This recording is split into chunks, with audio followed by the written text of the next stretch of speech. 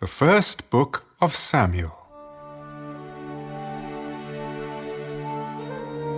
Now there was a certain man of Ramathaim Zophim, of the mountains of Ephraim, and his name was Elkanah, the son of Jeroham, the son of Elihu, the son of Tohu, the son of Zuph, an Ephraimite, and he had 2 wives.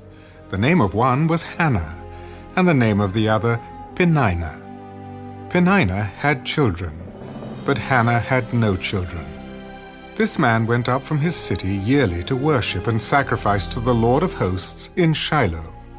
Also the 2 sons of Eli, Hophni and Phinehas, the priests of the Lord, were there. And whenever the time came for Elkanah to make an offering, he would give portions to Peninnah his wife, and to all her sons and daughters. But to Hannah he would give a double portion, for he loved Hannah, although the Lord had closed her womb. And her rival also provoked her severely to make her miserable, because the Lord had closed her womb. So it was, year by year, when she went up to the house of the Lord, that she provoked her. Therefore she wept, and did not eat. Then Elkanah, her husband, said to her, "Hannah, why do you weep? Why do you not eat? And why is your heart grieved? Am I not better to you than 10 sons?" So Hannah arose after they had finished eating and drinking in Shiloh. Now Eli the priest was sitting on the seat by the doorpost of the tabernacle of the Lord. And she was in bitterness of soul, and prayed to the Lord, and wept in anguish. Then she made a vow.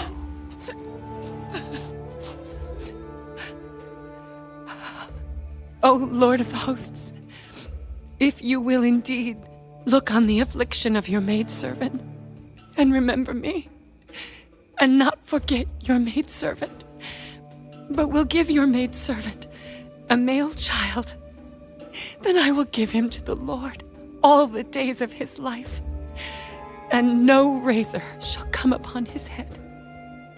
And it happened, as she continued praying before the Lord, that Eli watched her mouth. Now Hannah spoke in her heart, only her lips moved, but her voice was not heard. Therefore Eli thought she was drunk. How long will you be drunk? Put your wine away from you. No, my lord. I am a woman of sorrowful spirit. I have drunk neither wine nor intoxicating drink, but have poured out my soul before the Lord. Do not consider your maidservant a wicked woman, for out of the abundance of my complaint and grief I have spoken until now. Go in peace. And the God of Israel grant your petition which you have asked of him. Let your maidservant find favor in your sight. So the woman went her way and ate, and her face was no longer sad. Then they rose early in the morning and worshipped before the Lord, and returned and came to their house at Ramah. And Elkanah knew Hannah his wife, and the Lord remembered her. So it came to pass, in the process of time, that Hannah conceived and bore a son, and called his name Samuel. Because I have asked for him from the Lord. Now the man Elkanah and all his house went up to offer to the Lord the yearly sacrifice and his vow. But Hannah did not go up, for she said to her husband, Not until the child is weaned. Then I will take him that he may appear before the Lord and remain there forever. So Elkanah, her husband, said to her, Do what seems best to you. Wait until you have weaned him. Only let the Lord establish his word. Then the woman stayed and nursed her son until she had weaned him. Now when she had weaned him, she took him up with her with 3 bulls, 1 ephah of flour, and a skin of wine, and brought him to the house of the Lord in Shiloh. And the child was young. Then they slaughtered a bull, and brought the child to Eli. Oh, my Lord, as your soul lives, my Lord, I am the woman who stood by you here, praying to the Lord. For this child I prayed, and the Lord has granted me my petition which I asked of him. Therefore, I also have lent him to the Lord. As long as he lives, he shall be lent to the Lord. So they worshipped the Lord there.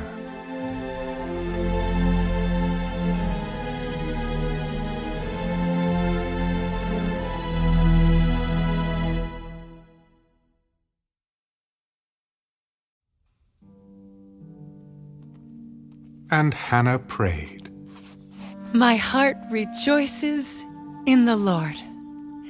My horn is exalted in the Lord. I smile at my enemies because I rejoice in your salvation. No one is holy like the Lord, for there is none besides you. Nor is there any rock like our God. Talk no more so very proudly.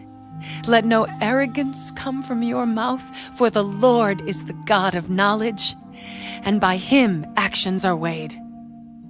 The bows of the mighty men are broken, and those who stumbled are girded with strength. Those who were full have hired themselves out for bread, and the hungry have ceased to hunger. Even the barren has borne 7. And she who has many children has become feeble. The Lord kills and makes alive. He brings down to the grave and brings up. The Lord makes poor and makes rich. He brings low and lifts up.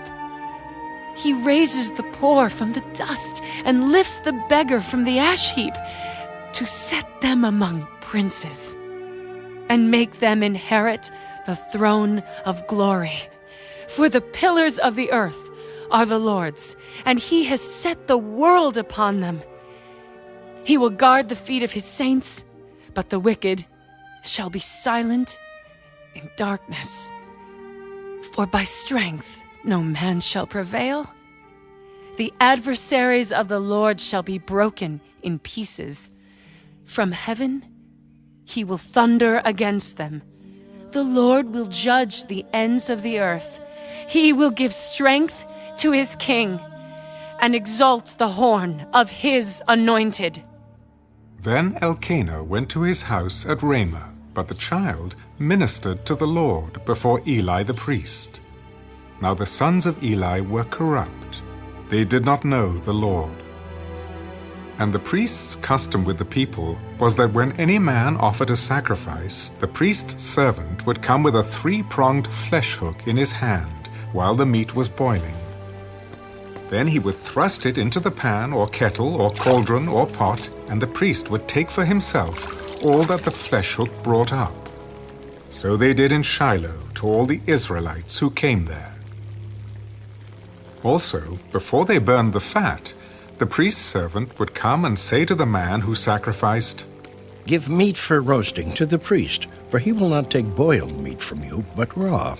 And if the man said to him, They should really burn the fat first, then you may take as much as your heart desires. he would then answer him, No, but you must give it now, and if not, I will take it by force.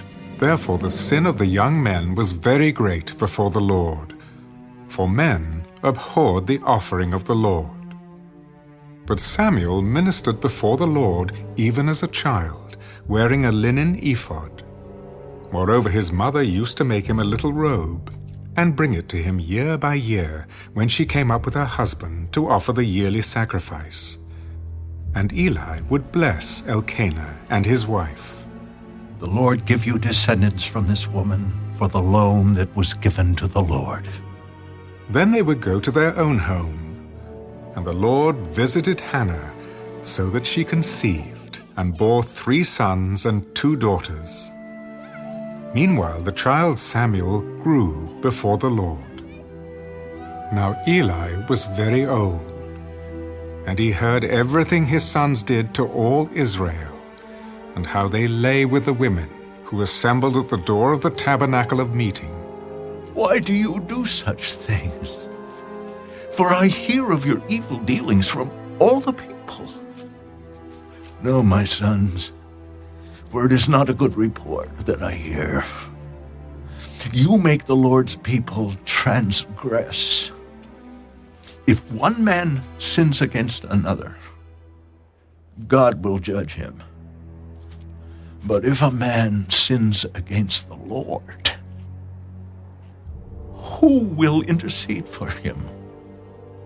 Nevertheless, they did not heed the voice of their father, because the Lord desired to kill them.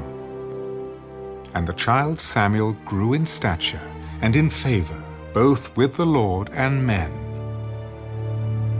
Then a man of God came to Eli and said to him, Thus says the Lord, Did I not clearly reveal myself to the house of your father when they were in Egypt in Pharaoh's house? Did I not choose him out of all the tribes of Israel to be my priest, to offer upon my altar, to burn incense, and to wear an ephod before me?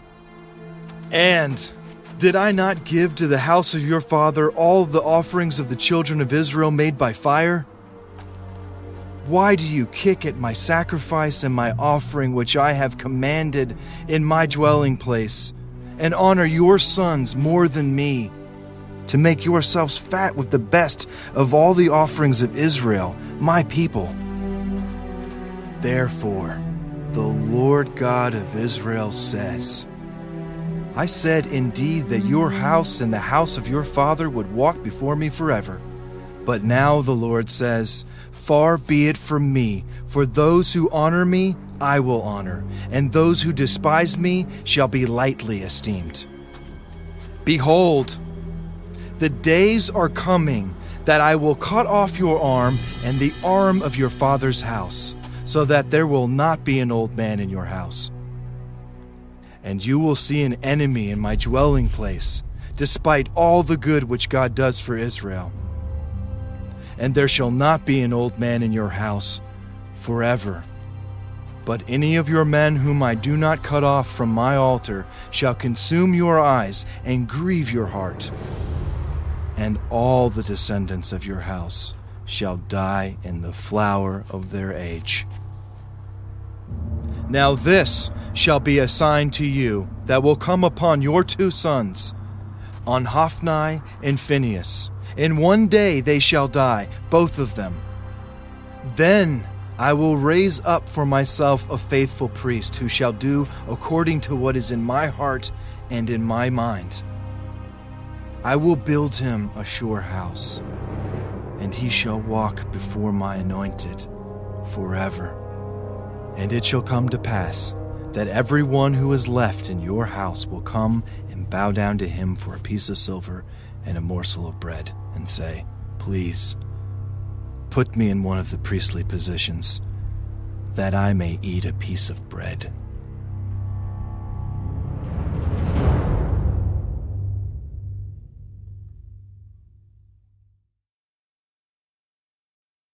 Now the boy Samuel ministered to the Lord before Eli.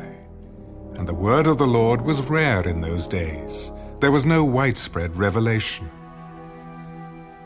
And it came to pass at that time, while Eli was lying down in his place, and when his eyes had begun to grow so dim that he could not see, and before the lamp of God went out in the tabernacle of the Lord where the ark of God was, and while Samuel was lying down, that the Lord called Samuel.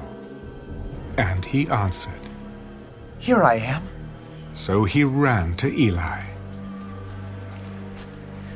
Here I am, for you called me. I did not call. Lie down again. And he went and lay down. Then the Lord called yet again, Samuel. So Samuel arose and went to Eli. Here I am, for you called me. I did not call, my son. Lie down again. Now Samuel did not yet know the Lord, nor was the word of the Lord yet revealed to him. And the Lord called Samuel again the third time. So he arose and went to Eli. Here I am, for you did call me. Then Eli perceived that the Lord had called the boy. Go, lie down, and it shall be, if he calls you, that you must say, Speak, Lord, for your servant hears. So Samuel went and lay down in his place. Now the Lord came and stood and called as at other times. Samuel, Samuel. Speak, for your servant hears. Behold, I will do something in Israel, at which both ears of everyone who hears it will tingle. In that day I will perform against Eli all that I have spoken concerning his house, from beginning to end. For I have told him that I will judge his house forever, for the iniquity which he knows, because his sons made themselves vile, and he did not restrain them. And therefore I have sworn to the house of Eli, that the iniquity of Eli's house shall not be atoned for by sacrifice or offering forever. So Samuel lay down until morning and opened the doors of the house of the Lord.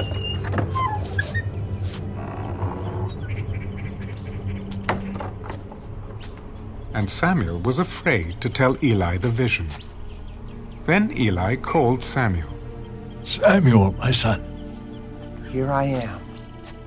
what is the word that the Lord spoke to you? Please do not hide it from me. God do so to you and more also, if you hide anything from me of all the things that he said to you. Then Samuel told him everything and hid nothing from him. It is the Lord. Let him do what seems good to him. So Samuel grew, and the Lord was with him, and let none of his words fall to the ground. And all Israel, from Dan to Beersheba, knew that Samuel had been established as a prophet of the Lord. Then the Lord appeared again in Shiloh, for the Lord revealed himself to Samuel in Shiloh by the word of the Lord.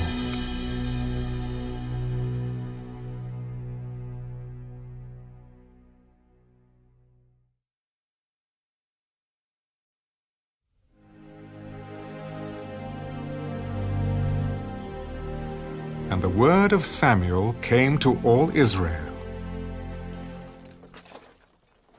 Now Israel went out to battle against the Philistines, and encamped beside Ebenezer, and the Philistines encamped in Aphek. Then the Philistines put themselves in battle array against Israel. And when they joined battle, Israel was defeated by the Philistines, who killed about 4,000 men of the army in the field. And when the people had come into the camp, the elders of Israel said, Why has the Lord defeated us today before the Philistines? Let us bring the ark of the covenant of the Lord from Shiloh to us, that when it comes among us, it may save us from the hand of our enemies. So the people sent to Shiloh, that they might bring from there the ark of the covenant of the Lord of hosts, who dwells between the cherubim. And the two sons of Eli, Hophni and Phinehas, were there with the ark of the covenant of God. And when the ark of the covenant of the Lord came into the camp, all Israel shouted so loudly that the earth shook. Now when the Philistines heard the noise of the shout, they said, What does the sound of this great shout in the camp of the Hebrews mean? Then they understood that the ark of the Lord had come into the camp. So the Philistines were afraid, for they said, God has come into the camp. Woe to us, for such a thing has never happened before. Woe to us! Who will deliver us from the hand of these mighty gods?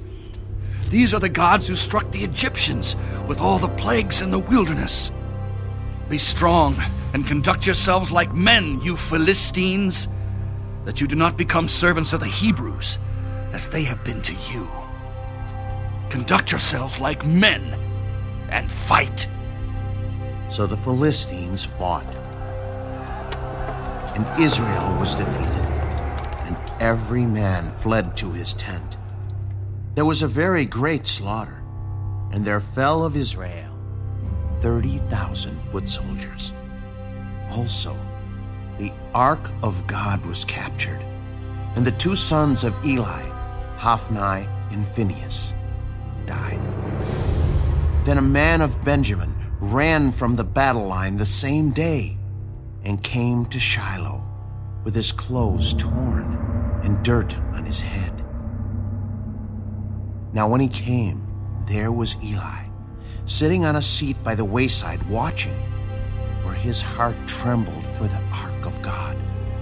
And when the man came into the city and told it, all the city cried out.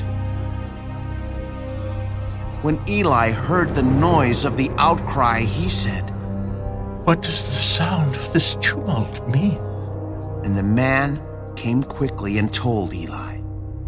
Eli was 98 years old, and his eyes were so dim that they could not see. Then the man said to Eli, I am he who came from the battle, and I fled today from the battle line. What happened, my son? Israel has fled before the Philistines, and there has been a great slaughter among the people. Also, your two sons, Hophni and Phinehas, are dead, and the ark of God has been captured. Then it happened, when he made mention of the ark of God, that Eli fell off the seat backward by the side of the gate, and his neck was broken, and he died. For the man was old and heavy, and he had judged Israel 40 years. Now his daughter-in-law, Phinehas' wife, was with child, due to be delivered.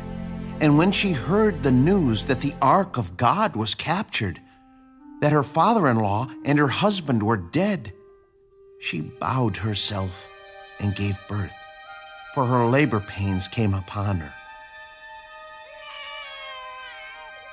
And about the time of her death, the women who stood by her said to her, Do not fear, for you have borne a son.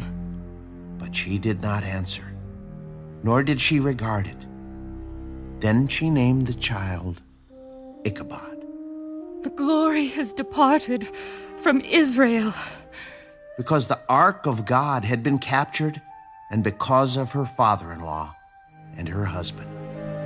The glory has departed from Israel, for the ark of God has been captured.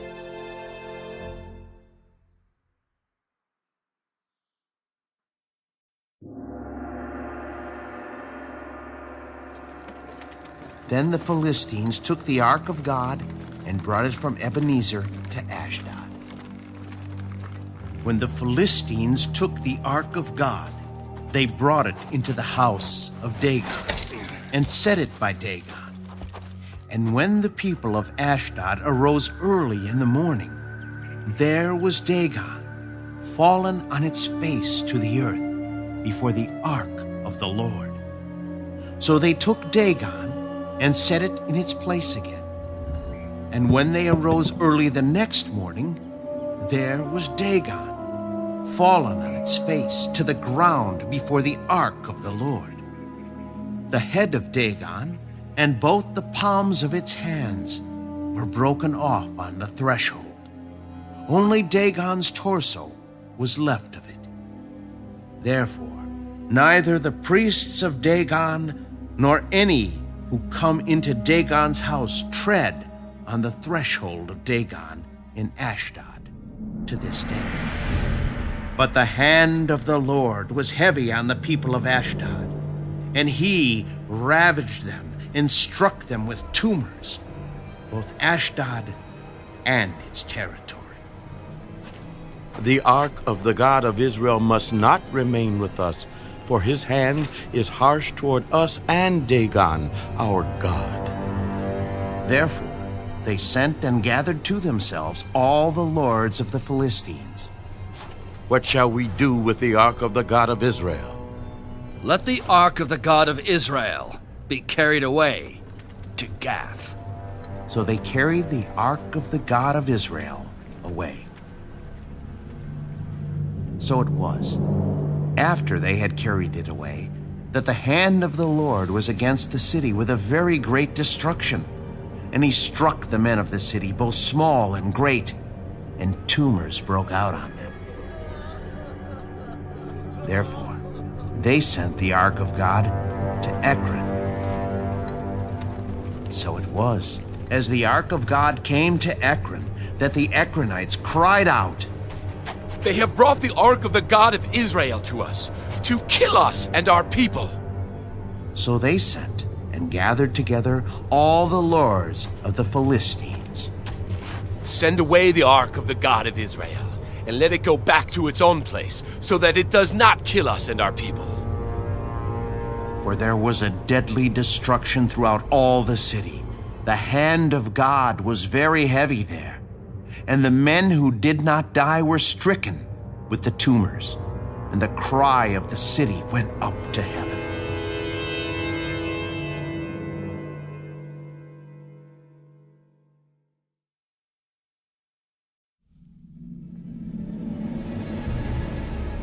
Now, the ark of the Lord was in the country of the Philistines 7 months, and the Philistines called for the priests and the diviners.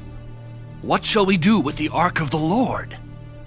Tell us how we should send it to its place. If you send away the ark of the God of Israel, do not send it empty, but by all means return it to him with a trespass offering. Then you will be healed, and it will be known to you why his hand is not removed from you. What is the trespass offering which we shall return to him? 5 golden tumors and 5 golden rats, according to the number of the lords of the Philistines. For the same plague was on all of you and on your lords. Therefore, you shall make images of your tumors and images of your rats that ravage the land, and you shall give glory to the God of Israel. Perhaps he will lighten his hand from you, from your gods, and from your land. Why then do you harden your hearts, as the Egyptians and Pharaoh hardened their hearts? When he did mighty things among them, did they not let the people go, that they might depart? Now therefore, make a new cart. Take 2 milk cows which have never been yoked, and hitch the cows to the cart, and take their calves home, away from them. Then take the ark of the Lord and set it on the cart, and put the articles of gold which you are returning to him as a trespass offering in a chest by its side. Then send it away, and let it go, and watch. If it goes up the road to its own territory, to Bethshemesh, then he has done us this great evil. But if not, then we shall know that it is not his hand that struck us. It happened to us by chance. Then the men did so. They took 2 milk cows and hitched them to the cart, and shut up their calves at home. And they set the ark of the Lord on the cart, and the chest with the gold rats and the images of their tumors. Then the cows headed straight for the road to Beth-Shemesh and went along the highway, lowing as they went, and did not turn aside to the right hand or the left. And the lords of the Philistines went after them to the border of Beth-Shemesh. Now, the people of Beth-Shemesh were reaping their wheat harvest in the valley, and they lifted their eyes and saw the ark, and rejoiced to see it. Then the cart came into the field of Joshua of Beth-Shemesh, and stood there. A large stone was there. So they split the wood of the cart, and offered the cows as a burnt offering to the Lord. The Levites took down the ark of the Lord, and the chest that was with it, in which were the articles of gold, and put them on the large stone. Then the men of Beth-Shemesh offered burnt offerings, and made sacrifices the same day to the Lord. So when the 5 lords of the Philistines had seen it, they returned to Ekron the same day. These are the golden tumors, which the Philistines returned as a trespass offering to the Lord. 1 for Ashdod, 1 for Gaza, 1 for Ashkelon, 1 for Gath, 1 for Ekron. And the golden rats, according to the number of all the cities of the Philistines belonging to the 5 lords, both fortified cities and country villages, even as far as the large stone of Abel, on which they set the ark of the Lord, which stone remains to this day in the field of Joshua of Beth-Shemesh. Then he struck the men of Beth-Shemesh, because they had looked into the ark of the Lord. He struck 50,070 men of the people, and the people lamented because the Lord had struck the people with a great slaughter. And the men of Beth-Shemesh said, "Who is able to stand before this holy Lord God? And to whom shall it go up from us?" So they sent messengers to the inhabitants of Kirjath-Jearim. "The Philistines have brought back the ark of the Lord. Come down and take it up with you."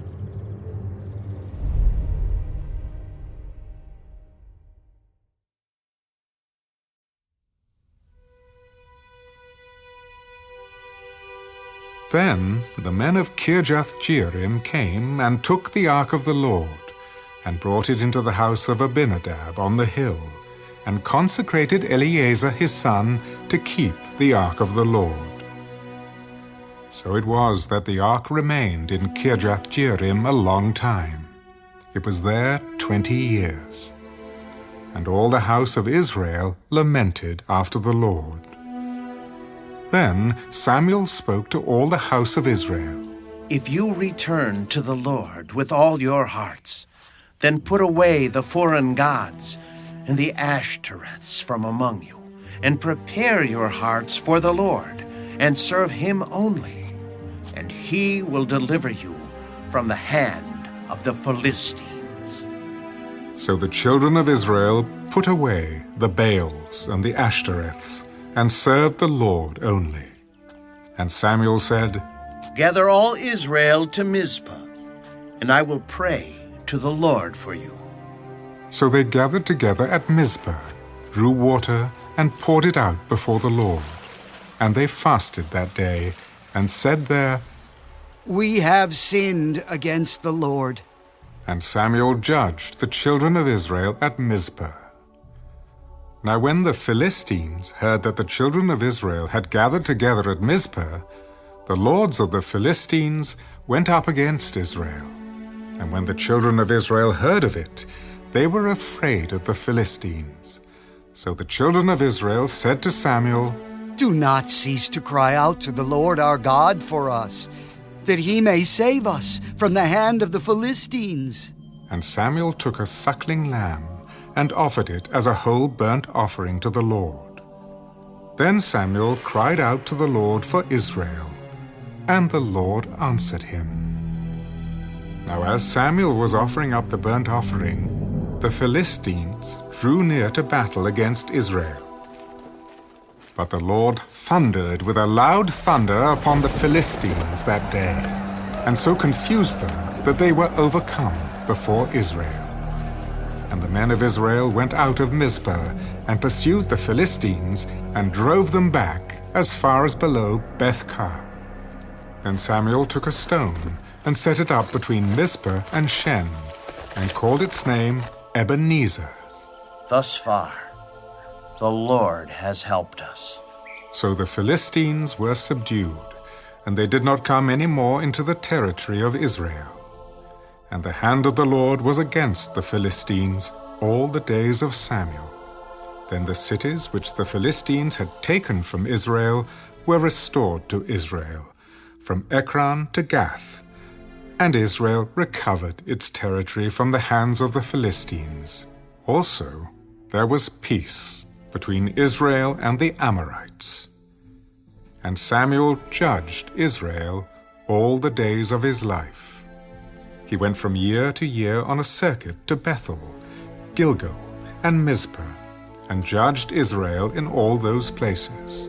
But he always returned to Ramah, for his home was there. There he judged Israel, and there he built an altar to the Lord.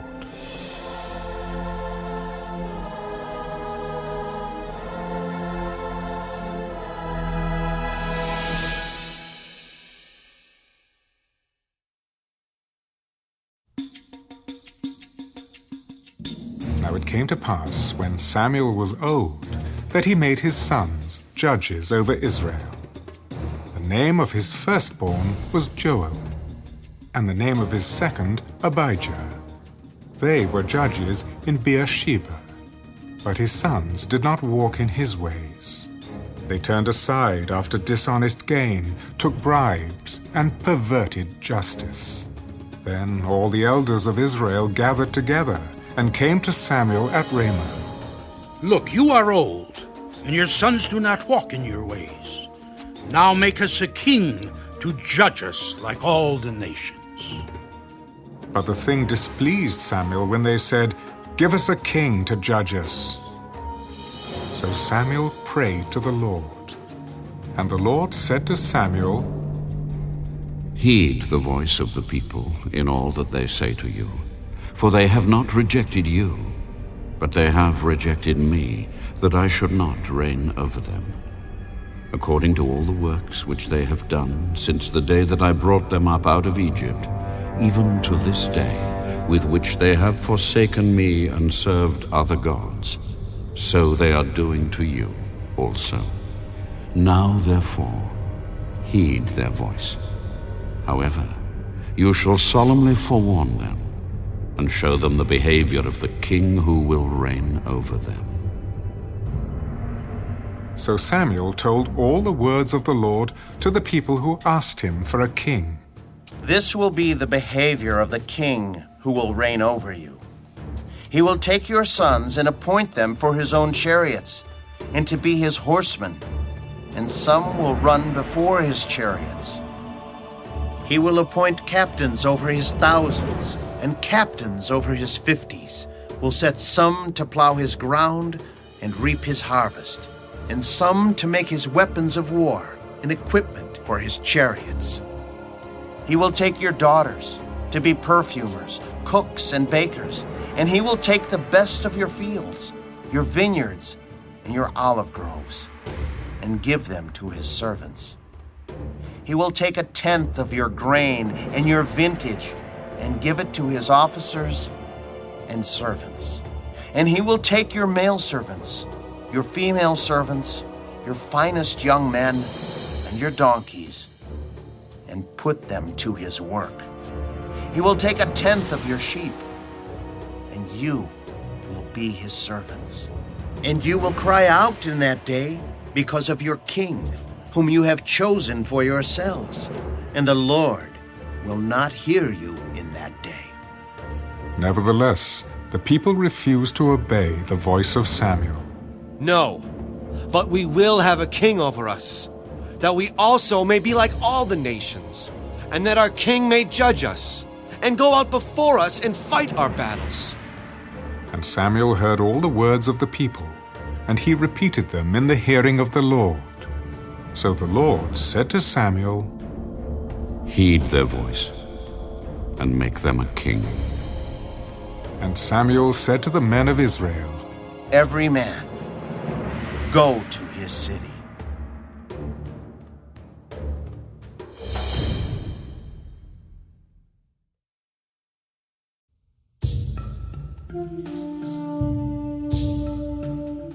There was a man of Benjamin whose name was Kish, the son of Abiel, the son of Zerah, the son of Bechorath, the son of Aphiah, a Benjamite, a mighty man of power.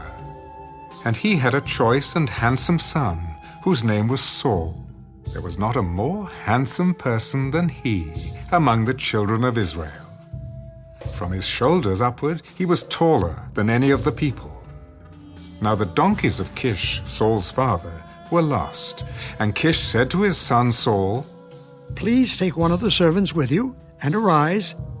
Go and look for the donkeys. So he passed through the mountains of Ephraim and through the land of Shalisha, but they did not find them. Then they passed through the land of Shaalim, and they were not there. Then he passed through the land of the Benjamites, but they did not find them. When they had come to the land of Zuph, Saul said to his servant who was with him, Come, let us return, lest my father cease caring about the donkeys and become worried about us. Look now, there is in this city a man of God, and he is an honorable man. All that he says surely comes to pass. So let us go there. Perhaps he can show us the way that we should go. But look, if we go, what shall we bring the man? For the bread in our vessels is all gone, and there is no present to bring to the man of God. What do we have? Look, I have here at hand 1/4 of a shekel of silver. I will give that to the man of God to tell us our way. Formerly in Israel, when a man went to inquire of God, he spoke thus, Come, let us go to the seer, for he who is now called a prophet was formerly called a seer.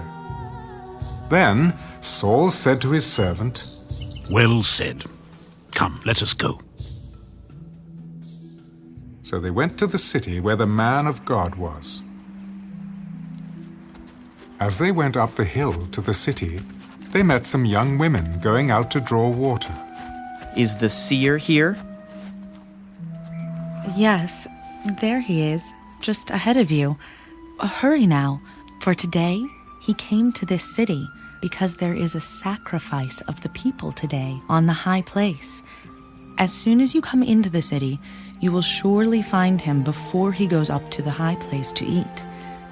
For the people will not eat until he comes, because he must bless the sacrifice.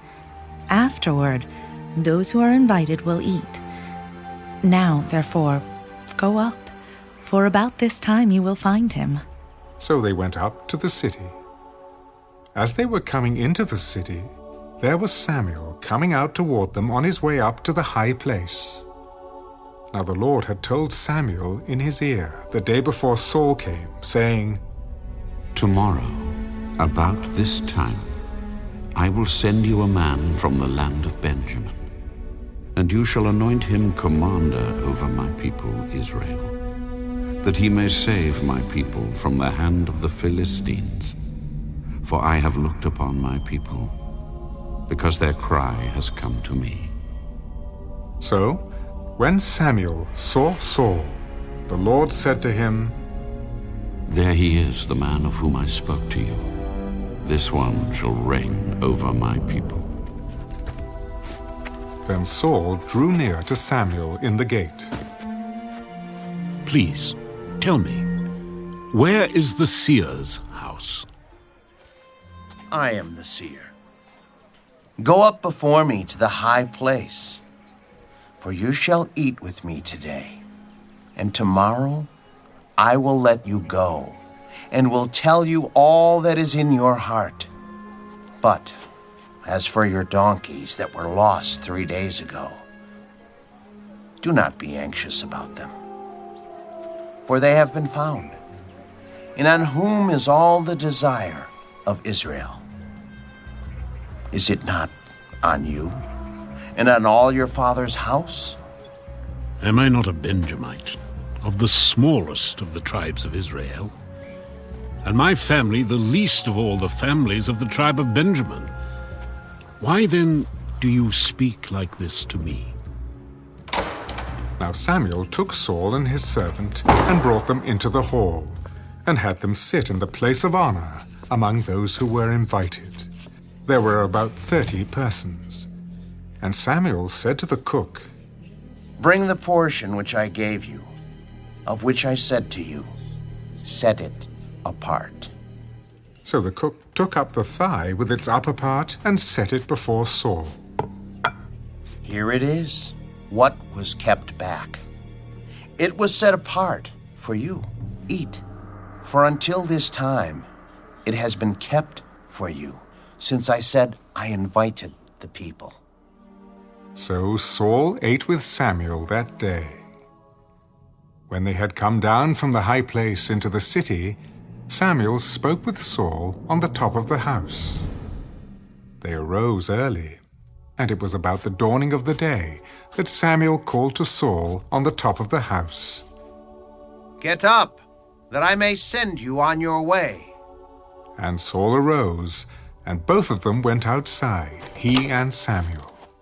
As they were going down to the outskirts of the city, Samuel said to Saul, Tell the servant to go on ahead of us.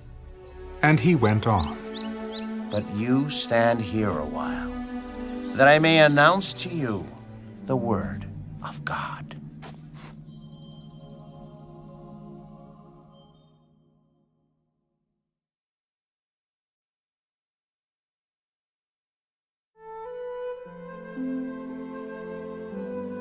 And Samuel took a flask of oil and poured it on his head, and kissed him and said, Is it not because the Lord has anointed you commander over his inheritance? When you have departed from me today, you will find 2 men by Rachel's tomb in the territory of Benjamin at Zelzah. And they will say to you, The donkeys which you went to look for have been found. And now your father has ceased caring about the donkeys and is worrying about you, saying, What shall I do about my son? Then you shall go on forward from there and come to the terebinth tree of Tabor. There 3 men going up to God at Bethel will meet you, one carrying 3 young goats, another carrying 3 loaves of bread, and another carrying a skin of wine. And they will greet you and give you 2 loaves of bread, which you shall receive from their hands. After that, you shall come to the hill of God, where the Philistine garrison is.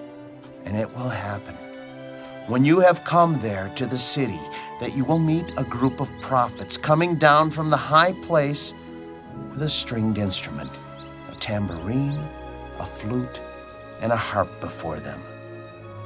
And they will be prophesying. Then the Spirit of the Lord will come upon you, and you will prophesy with them, and be turned into another man. And let it be, when these signs come to you, that you do as the occasion demands, for God is with you.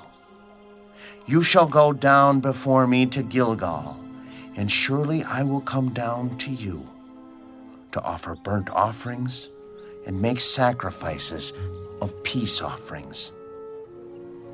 7 days you shall wait, till I come to you and show you what you should do.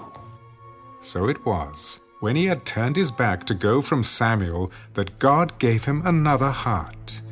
And all those signs came to pass that day. When they came there to the hill, there was a group of prophets to meet him. Then the Spirit of God came upon him, and he prophesied among them. And it happened, when all who knew him formerly saw that he had indeed prophesied among the prophets, that the people said to one another, "What is this that has come upon the son of Kish? Is Saul also among the prophets?" Then a man from there answered, "But who is their father?" Therefore it became a proverb, "Is Saul also among the prophets?" When he had finished prophesying, he went to the high place. Then Saul's uncle said to him and his servant, "Where did you go?" "To look for the donkeys. When we saw that they were nowhere to be found, we went to Samuel." "Tell me, please, what Samuel said to you." "He told us plainly that the donkeys had been found." But about the matter of the kingdom, he did not tell him what Samuel had said.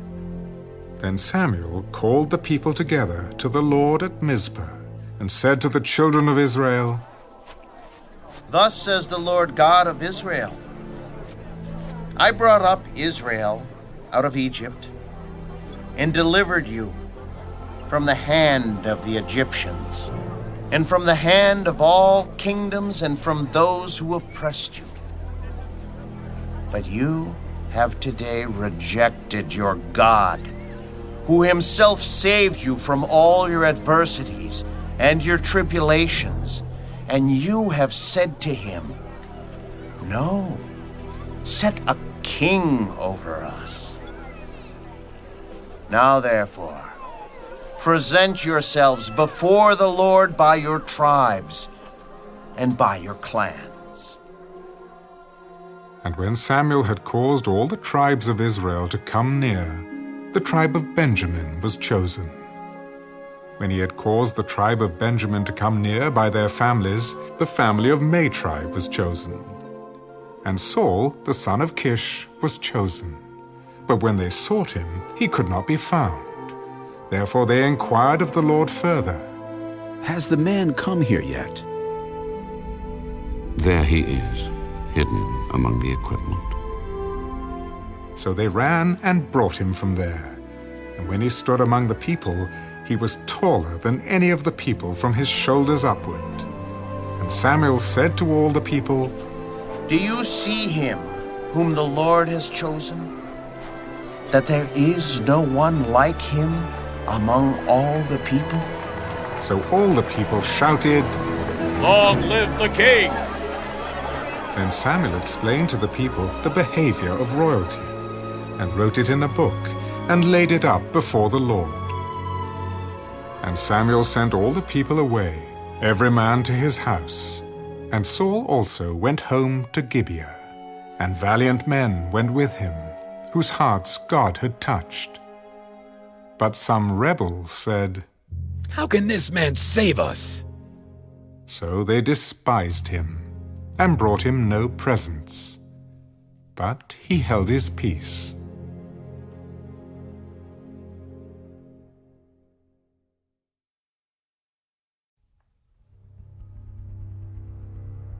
Then Nahash the Ammonite came up and encamped against Jabesh Gilead. And all the men of Jabesh said to Nahash, "Make a covenant with us, and we will serve you." And Nahash the Ammonite answered them, "On this condition I will make a covenant with you, that I may put out all your right eyes and bring reproach on all Israel." Then the elders of Jabesh said to him, "Hold off for 7 days, that we may send messengers to all the territory of Israel. And then, if there is no one to save us, we will come out to you." So the messengers came to Gibeah of Saul, and told the news in the hearing of the people. And all the people lifted up their voices and wept. Now there was Saul coming behind the herd from the field. And Saul said, "What troubles the people that they weep?" And they told him the words of the men of Jabesh. Then the Spirit of God came upon Saul when he heard this news, and his anger was greatly aroused. So he took a yoke of oxen and cut them in pieces, and sent them throughout all the territory of Israel by the hands of messengers, saying, "Whoever does not go out with Saul and Samuel to battle, so it shall be done to his oxen. And the fear of the Lord fell on the people, and they came out with one consent. When he numbered them in Bezek, the children of Israel were 300,000, and the men of Judah 30,000. And they said to the messengers who came, Thus you shall say to the men of Jabesh Gilead, Tomorrow, by the time the sun is hot, you shall have help. Then the messengers came and reported it to the men of Jabesh, and they were glad. Therefore the men of Jabesh said, Tomorrow we will come out to you, and you may do with us whatever seems good to you.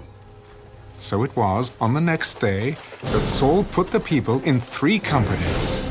And they came into the midst of the camp in the morning watch, and killed Ammonites until the heat of the day.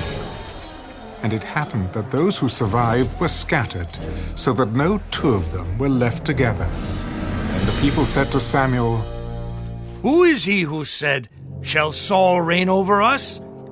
Bring the men, that we may put them to death. Not a man shall be put to death this day. For today the Lord has accomplished salvation in Israel. Then Samuel said to the people, Come, let us go to Gilgal and renew the kingdom there. So all the people went to Gilgal, and there they made Saul king before the Lord in Gilgal. There they made sacrifices of peace offerings before the Lord, and there Saul and all the men of Israel rejoiced greatly.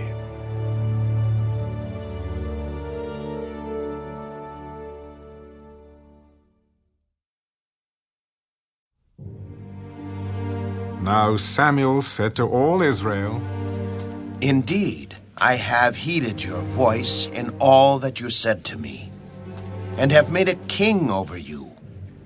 And now, here is the king, walking before you, and I am old and gray-headed.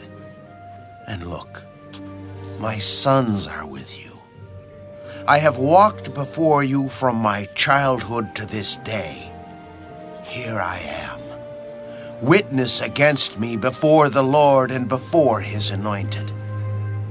Whose ox have I taken, or whose donkey have I taken, or whom have I cheated? Whom have I oppressed, or from whose hand have I received any bribe with which to blind my eyes? I will restore it to you. You have not cheated us or oppressed us, nor have you taken anything from any man's hand. The Lord is witness against you, and his anointed is witness this day that you have not found anything in my hand. He is witness. It is the Lord who raised up Moses and Aaron, and who brought your fathers up from the land of Egypt. Now, therefore, stand still, that I may reason with you before the Lord concerning all the righteous acts of the Lord, which he did to you and your fathers.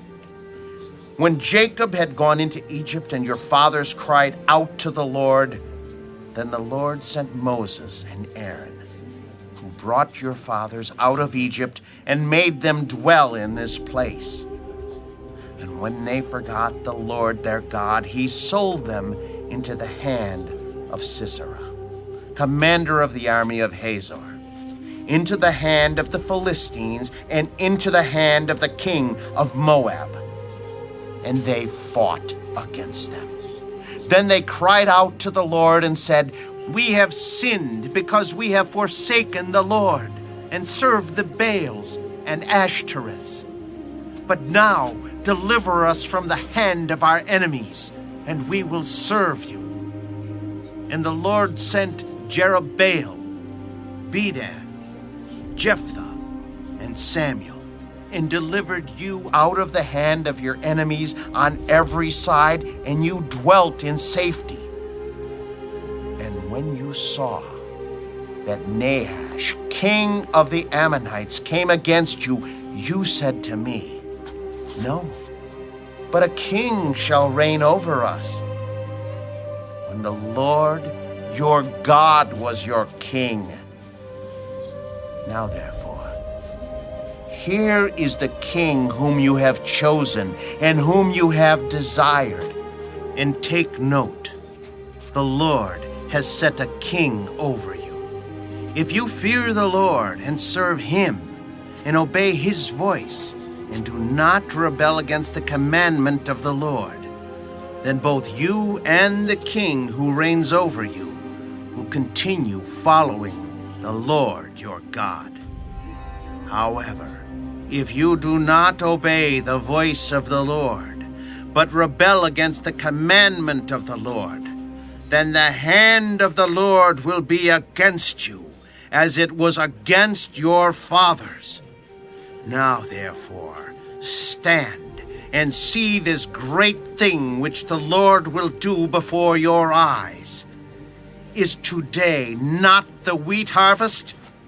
I will call to the Lord, and he will send thunder and rain, that you may perceive and see that your wickedness is great, which you have done in the sight of the Lord, in asking a king for yourselves. So Samuel called to the Lord, and the Lord sent thunder and rain that day, and all the people greatly feared the Lord and Samuel. And all the people said to Samuel, "Pray for your servants to the Lord your God, that we may not die.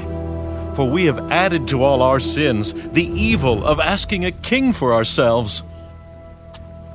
Do not fear. You have done all this wickedness. Yet do not turn aside from following the Lord, but serve the Lord with all your heart, and do not turn aside.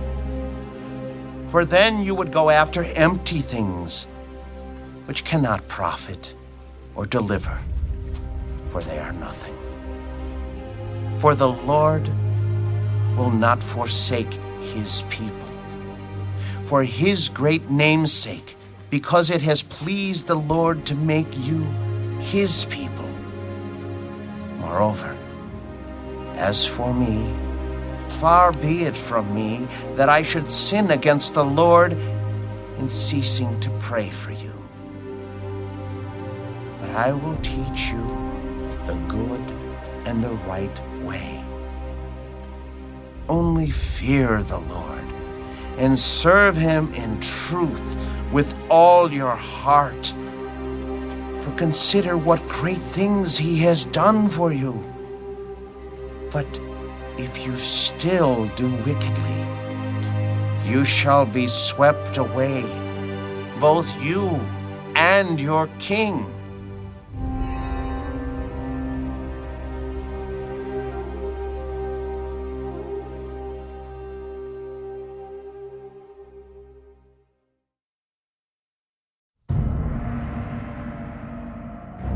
Saul reigned 1 year, and when he had reigned 2 years over Israel, Saul chose for himself 3,000 men of Israel. 2,000 were with Saul in Michmash and in the mountains of Bethel, and 1,000 were with Jonathan in Gibeah of Benjamin. The rest of the people he sent away, every man to his tent. And Jonathan attacked the garrison of the Philistines that was in Geba. And the Philistines heard of it. Then Saul blew the trumpet throughout all the land, saying, "Let the Hebrews hear!" Now all Israel heard it said that Saul had attacked a garrison of the Philistines, and that Israel had also become an abomination to the Philistines. And the people were called together to Saul at Gilgal. Then the Philistines gathered together to fight with Israel 30,000 chariots and 6,000 horsemen, and people as the sand which is on the seashore in multitude. And they came up and encamped in Michmash, to the east of Beth-aven. When the men of Israel saw that they were in danger, for the people were distressed, Then the people hid in caves, in thickets, in rocks, in holes, and in pits. And some of the Hebrews crossed over the Jordan to the land of Gad and Gilead. As for Saul, he was still in Gilgal, and all the people followed him trembling. Then he waited 7 days, according to the time set by Samuel. But Samuel did not come to Gilgal, and the people were scattered from him. So Saul said, "Bring a burnt offering and peace offerings here to me." And he offered the burnt offering. Now it happened, as soon as he had finished presenting the burnt offering, that Samuel came. And Saul went out to meet him, that he might greet him. And Samuel said, "What have you done?" When I saw that the people were scattered from me, and that you did not come within the days appointed, and that the Philistines gathered together at Michmash, then I said, "The Philistines will now come down on me at Gilgal." And I have not made supplication to the Lord.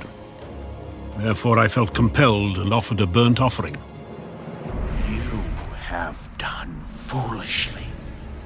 You have not kept the commandment of the Lord your God, which he commanded you. For now, the Lord would have established your kingdom over Israel forever. But now, your kingdom shall not continue. The Lord has sought for himself a man after his own heart, and the Lord has commanded him to be commander over his people, because you have not kept what the Lord commanded you. Then Samuel arose and went up from Gilgal to Gibeah of Benjamin. And Saul numbered the people present with him, about 600 men. Saul, Jonathan his son, and the people present with them remained in Gibeah of Benjamin. But the Philistines encamped in Michmash.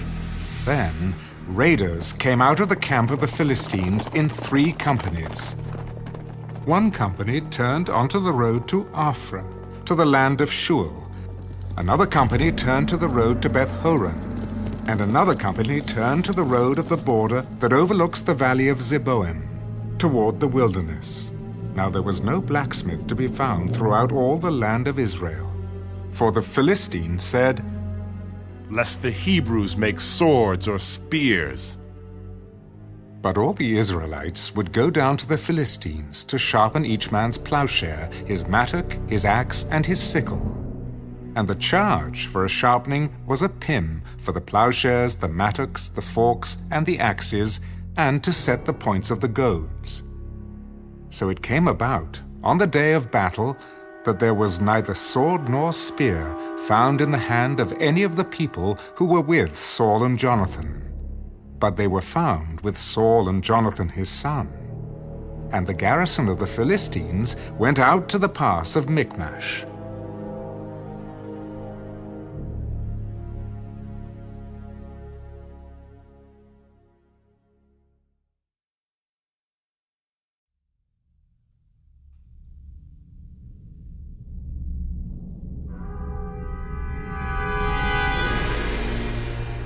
Now it happened one day that Jonathan, the son of Saul, said to the young man who bore his armor, "Come, let us go over to the Philistines' garrison that is on the other side."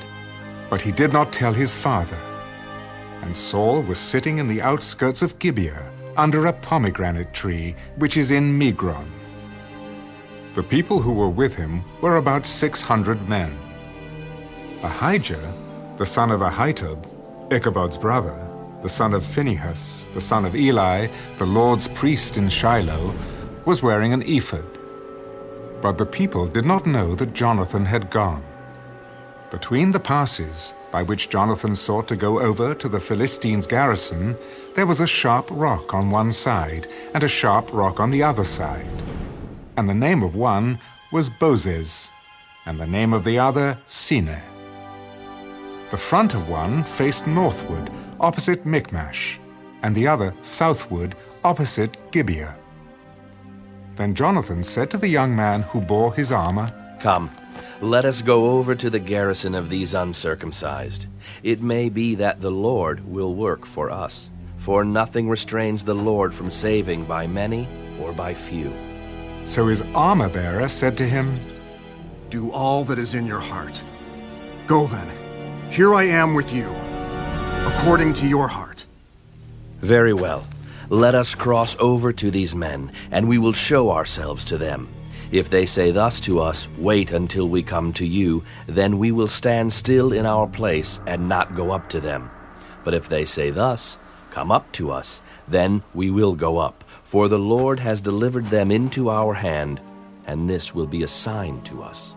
So both of them showed themselves to the garrison of the Philistines. And the Philistines said, Look, the Hebrews are coming out of the holes where they have hidden. Then the men of the garrison called to Jonathan and his armor-bearer. Come up to us, and we will show you something. Jonathan said to his armor-bearer, Come up after me, for the Lord has delivered them into the hand of Israel. And Jonathan climbed up on his hands and knees with his armor-bearer after him, and they fell before Jonathan. And as he came after him, his armor-bearer killed him. That first slaughter which Jonathan and his armor-bearer made was about 20 men, within about half an acre of land. And there was a trembling in the camp, in the field, and among all the people. The garrison and the raiders also trembled, and the earth quaked, so that it was a very great trembling. Now the watchmen of Saul in Gibeah of Benjamin looked, and there was the multitude melting away, and they went here and there. Then Saul said to the people who were with him, Now call the roll and see who has gone from us. And when they had called the roll, surprisingly, Jonathan and his armor-bearer were not there. And Saul said to Ahijah, Bring the ark of God here. For at that time the ark of God was with the children of Israel. Now it happened, while Saul talked to the priest, that the noise which was in the camp of the Philistines continued to increase. So Saul said to the priest, Withdraw your hand. Then Saul and all the people who were with him assembled, and they went to the battle. And indeed every man's sword was against his neighbor, and there was very great confusion. Moreover, the Hebrews who were with the Philistines before that time, who went up with them into the camp from the surrounding country, they also joined the Israelites who were with Saul and Jonathan. Likewise all the men of Israel who had hidden in the mountains of Ephraim, when they heard that the Philistines fled, they also followed hard after them in the battle. So the Lord saved Israel that day, and the battle shifted to Beth-aven. And the men of Israel were distressed that day, for Saul had placed the people under oath, saying, Cursed is the man who eats any food until evening, before I have taken vengeance on my enemies. So none of the people tasted food.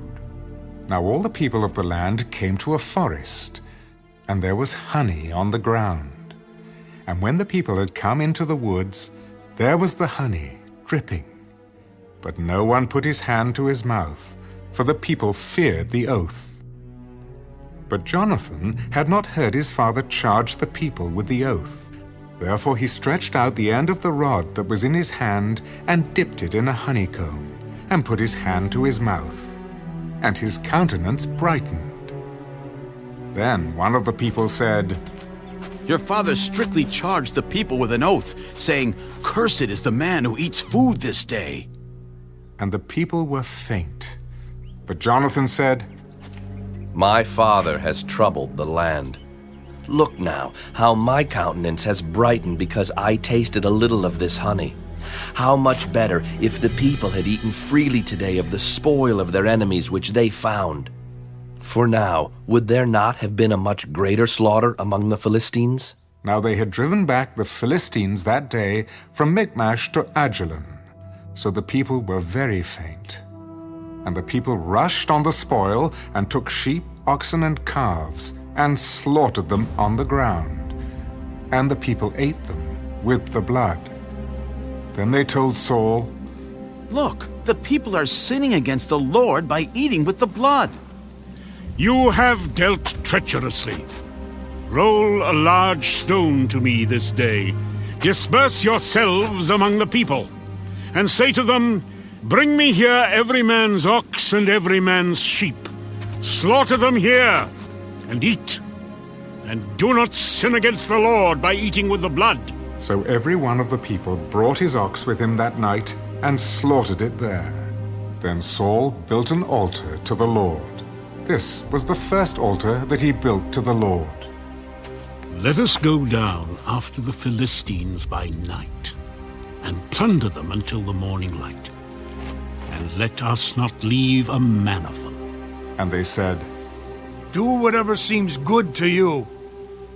Then the priest said, Let us draw near to God here. So Saul asked counsel of God. Shall I go down after the Philistines? Will you deliver them into the hand of Israel? But he did not answer him that day. Come over here, all you chiefs of the people, and know and see what this sin was today. For as the Lord lives who saves Israel, though it be in Jonathan my son, he shall surely die. But not a man among all the people answered him. Then he said to all Israel, You be on one side, and my son Jonathan and I will be on the other side. And the people said to Saul, Do what seems good to you. Therefore Saul said to the Lord God of Israel, Give a perfect lot. So Saul and Jonathan were taken, but the people escaped. And Saul said, Cast lots between my son Jonathan and me. So Jonathan was taken. Then Saul said to Jonathan, Tell me what you have done. I only tasted a little honey with the end of the rod that was in my hand. So now, I must die. God do so, and more also. For you shall surely die, Jonathan. But the people said to Saul, Shall Jonathan die, who has accomplished this great deliverance in Israel? Certainly not. As the Lord lives, not one hair of his head shall fall to the ground, for he has worked with God this day. So the people rescued Jonathan, and he did not die.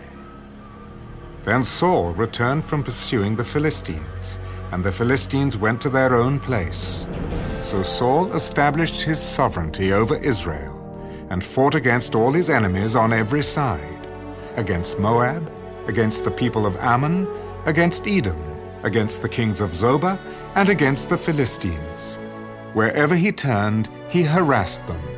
And he gathered an army and attacked the Amalekites, and delivered Israel from the hands of those who plundered them. The sons of Saul were Jonathan, Jeshua, and Malchishua, and the names of his 2 daughters were these: the name of the firstborn, Merab, and the name of the younger, Michal.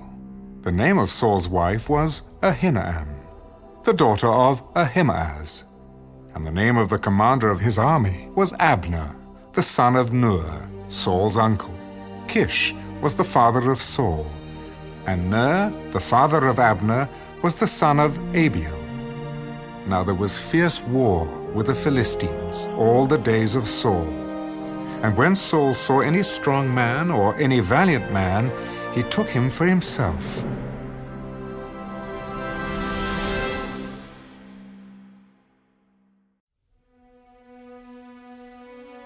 Samuel also said to Saul, The Lord sent me to anoint you king over his people, over Israel.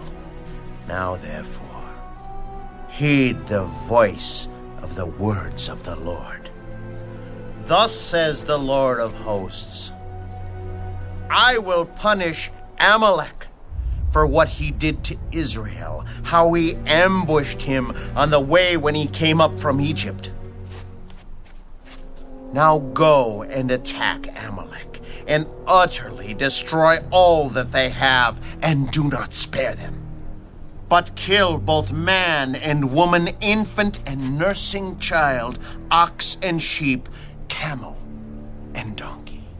So Saul gathered the people together and numbered them in Telaim, 200,000 foot soldiers and 10,000 men of Judah.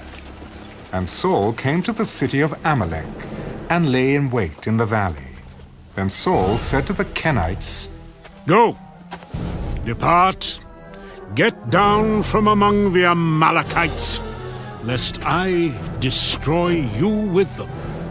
For you showed kindness to all the children of Israel when they came up out of Egypt. So the Kenites departed from among the Amalekites. And Saul attacked the Amalekites from Havilah all the way to Shur, which is east of Egypt. He also took Agag, king of the Amalekites, alive, and utterly destroyed all the people with the edge of the sword. But Saul and the people spared Agag and the best of the sheep, the oxen, the fatlings, the lambs, and all that was good, and were unwilling to utterly destroy them. But everything despised and worthless, that they utterly destroyed. Now the word of the Lord came to Samuel. I greatly regret that I have set up Saul as king, for he has turned back from following me, and has not performed my commandments. And it grieved Samuel, and he cried out to the Lord all night. So when Samuel rose early in the morning to meet Saul, it was told Samuel, Saul went to Carmel, and indeed he set up a monument for himself, and he has gone on around, passed by, and gone down to Gilgal. Then Samuel went to Saul, and Saul said to him, Blessed are you of the Lord. I have performed the commandment of the Lord. What then is this bleating of the sheep in my ears, and the lowing of the oxen which I hear? They have brought them from the Amalekites, for the people spared the best of the sheep and the oxen to sacrifice to the Lord your God, and the rest we have utterly destroyed. Be quiet, and I will tell you what the Lord said to me last night. Speak on. When you were little in your own eyes, were you not head of the tribes of Israel? And did not the Lord anoint you king over Israel? Now the Lord sent you on a mission and said, Go and utterly destroy the sinners, the Amalekites, and fight against them until they are consumed. Why, then, did you not obey the voice of the Lord? Why did you swoop down on the spoil and do evil in the sight of the Lord? But I have obeyed the voice of the Lord, and gone on the mission on which the Lord sent me, and brought back Agag, king of Amalek. I've utterly destroyed the Amalekites, but the people took of the plunder, sheep and oxen, the best of the things which should have been utterly destroyed, to sacrifice to the Lord your God in Gilgal. Has the Lord as great delight in burnt offerings and sacrifices as in obeying the voice of the Lord? Behold, to obey is better than sacrifice, and to heed than the fat of rams. For rebellion is as the sin of witchcraft, and stubbornness is as iniquity and idolatry. Because you have rejected the word of the Lord, he also has rejected you from being king. I have sinned, for I have transgressed the commandment of the Lord and your words. Because I feared the people and obeyed their voice. Now, therefore, please pardon my sin and return with me, that I may worship the Lord. I will not return with you, for you have rejected the word of the Lord, and the Lord has rejected you from being king over Israel. And as Samuel turned around to go away, Saul seized the edge of his robe, and it tore. The Lord has torn the kingdom of Israel from you today, and has given it to a neighbor of yours, who is better than you. And also, the strength of Israel will not lie nor relent. For he is not a man, that he should relent. I have sinned. Yet honor me now, please, before the elders of my people and before Israel, and return with me, that I may worship the Lord your God. So Samuel turned back after Saul, and Saul worshipped the Lord. Then Samuel said, Bring Agag, king of the Amalekites, here to me. So Agag came to him cautiously. Surely the bitterness of death is past. As your sword has made women childless, so shall your mother be childless among women. Samuel hacked Agag in pieces before the Lord in Gilgal. Then Samuel went to Ramah, and Saul went up to his house at Gibeah of Saul. And Samuel went no more to see Saul until the day of his death. Nevertheless, Samuel mourned for Saul, and the Lord regretted that he had made Saul king over Israel.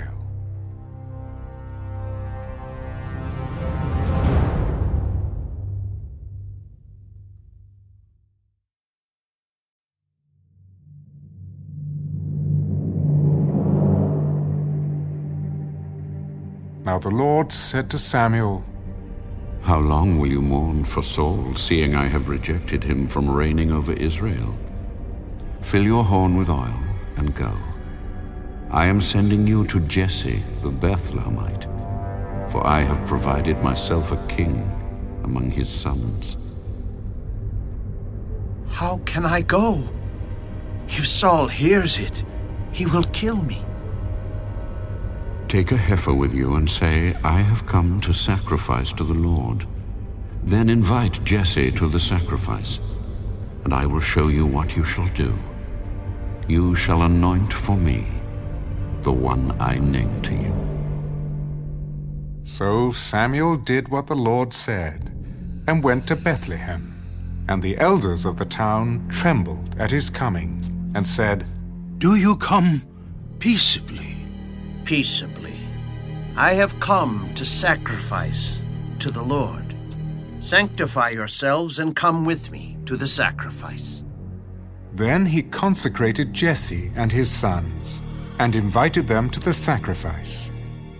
So it was, when they came, that he looked at Eliab and said, Surely the Lord's anointed is before him. But the Lord said to Samuel, Do not look at his appearance or at his physical stature, because I have refused him. For the Lord does not see as man sees. For man looks at the outward appearance, but the Lord looks at the heart. So Jesse called Abinadab, and made him pass before Samuel. And he said, Neither has the Lord chosen this one. Then Jesse made Shammah pass by, and he said, Neither has the Lord chosen this one. Thus Jesse made 7 of his sons pass before Samuel. And Samuel said to Jesse, The Lord has not chosen these. Are all the young men here? There remains yet the youngest, and there he is, keeping the sheep. Send and bring him, for we will not sit down till he comes here. So he sent and brought him in. Now he was ruddy, with bright eyes, and good-looking. And the Lord said, Arise, anoint him, for this is the one." Then Samuel took the horn of oil and anointed him in the midst of his brothers. And the Spirit of the Lord came upon David from that day forward. So Samuel arose and went to Ramah. But the Spirit of the Lord departed from Saul, and a distressing spirit from the Lord troubled him. And Saul's servants said to him, "Surely a distressing spirit from God is troubling you. Let our master now command your servants, who are before you, to seek out a man who is a skillful player on the harp. And it shall be that he will play it with his hand when the distressing spirit from God is upon you, and you shall be well." Provide me now a man who can play well, and bring him to me. Look, I have seen a son of Jesse the Bethlehemite, who is skillful in playing, a mighty man of valor, a man of war, prudent in speech, and a handsome person, and the Lord is with him. Therefore Saul sent messengers to Jesse and said, "Send me your son David, who is with the sheep." And Jesse took a donkey loaded with bread, a skin of wine, and a young goat, and sent them by his son David to Saul. So David came to Saul and stood before him. And he loved him greatly, and he became his armor-bearer. Then Saul sent to Jesse, "Please let David stand before me, for he has found favor in my sight." And so it was, whenever the Spirit from God was upon Saul, that David would take a harp and play it with his hand. Then Saul would become refreshed and well, and the distressing spirit would depart from him.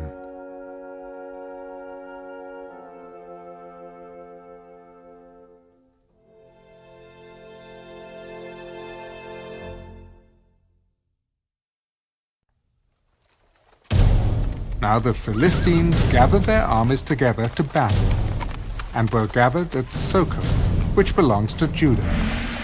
They encamped between Socoh and Azekah in Ephes Dammim. And Saul and the men of Israel were gathered together, and they encamped in the valley of Elah, and drew up in battle array against the Philistines. The Philistines stood on a mountain on one side, and Israel stood on a mountain on the other side, with a valley between them. And a champion went out from the camp of the Philistines named Goliath, from Gath, whose height was 6 cubits and a span. He had a bronze helmet on his head, and he was armed with a coat of mail, and the weight of the coat was 5,000 shekels of bronze. And he had bronze armor on his legs, and a bronze javelin between his shoulders. Now the staff of his spear was like a weaver's beam, and his iron spearhead weighed 600 shekels. And a shield-bearer went before him.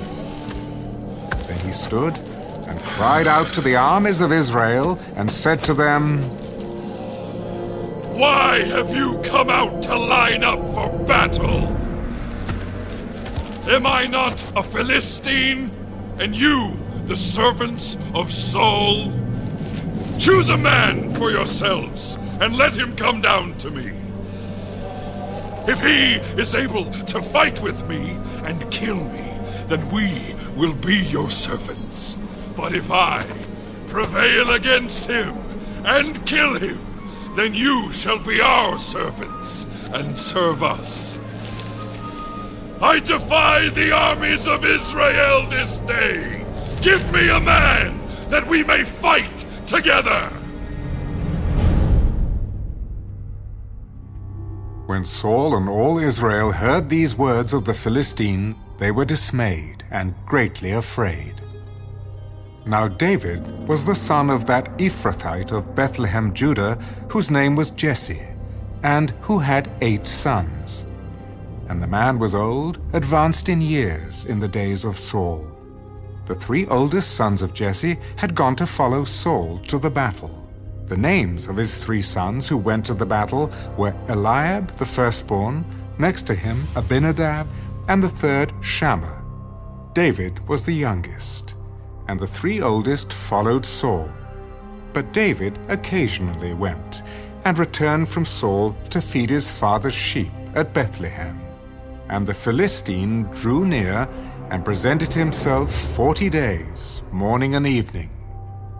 Then Jesse said to his son David, "Take now for your brothers an ephah of this dried grain and these 10 loaves, and run to your brothers at the camp, and carry these 10 cheeses to the captain of their 1,000, and see how your brothers fare, and bring back news of them." Now Saul and they and all the men of Israel were in the valley of Elah, fighting with the Philistines. So David rose early in the morning, left the sheep with a keeper, and took the things, and went as Jesse had commanded him. And he came to the camp as the army was going out to the fight and shouting for the battle. For Israel and the Philistines had drawn up in battle array, army against army. And David left his supplies in the hand of the supply keeper, ran to the army, and came and greeted his brothers. Then, as he talked with them, there was the champion, the Philistine of Gath, Goliath by name, coming up from the armies of the Philistines, and he spoke according to the same words. So David heard them. And all the men of Israel, when they saw the man, fled from him and were dreadfully afraid. So the men of Israel said, "Have you seen this man who has come up?" Surely he has come up to defy Israel. And it shall be that the man who kills him, the king will enrich with great riches, will give him his daughter, and give his father's house exemption from taxes in Israel. Then David spoke to the men who stood by him. What shall be done for the man who kills this Philistine and takes away the reproach from Israel? For who is this uncircumcised Philistine that he should defy the armies of the living God? So shall it be done for the man who kills him. Now Eliab, his oldest brother, heard when he spoke to the men, and Eliab's anger was aroused against David. Why did you come down here? And with whom have you left those few sheep in the wilderness? I know your pride and the insolence of your heart, for you have come down to see the battle. What have I done now? Is there not a cause? Then he turned from him toward another and said the same thing. And these people answered him as the first ones did. Now when the words which David spoke were heard, they reported them to Saul, and he sent for him.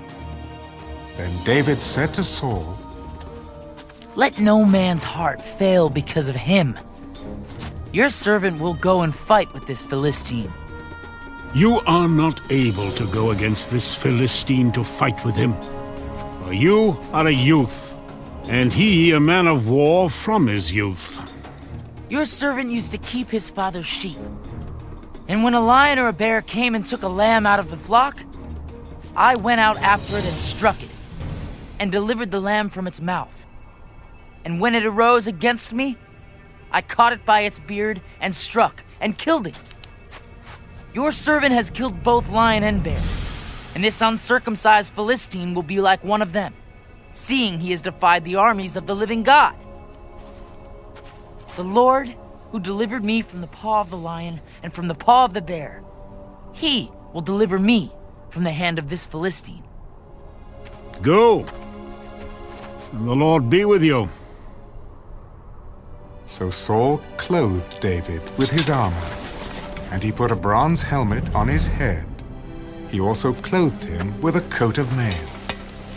David fastened his sword to his armor and tried to walk, for he had not tested them. And David said to Saul, I cannot walk with these, for I have not tested them. So David took them off. Then he took his staff in his hand, and he chose for himself 5 smooth stones from the brook, and he put them in a shepherd's bag, in a pouch which he had, and his sling was in his hand. And he drew near to the Philistine. So the Philistine came, and began drawing near to David. And the man who bore the shield went before him, when the Philistine looked about and saw David, he disdained him, for he was only a youth, ruddy and good-looking. Am I a dog that you come to me with sticks? And the Philistine cursed David by his gods. Come to me, and I will give your flesh to the birds of the air and the beasts of the field. You come to me with a sword, with a spear and with a javelin. But I come to you in the name of the Lord of hosts, the God of the armies of Israel, whom you have defied.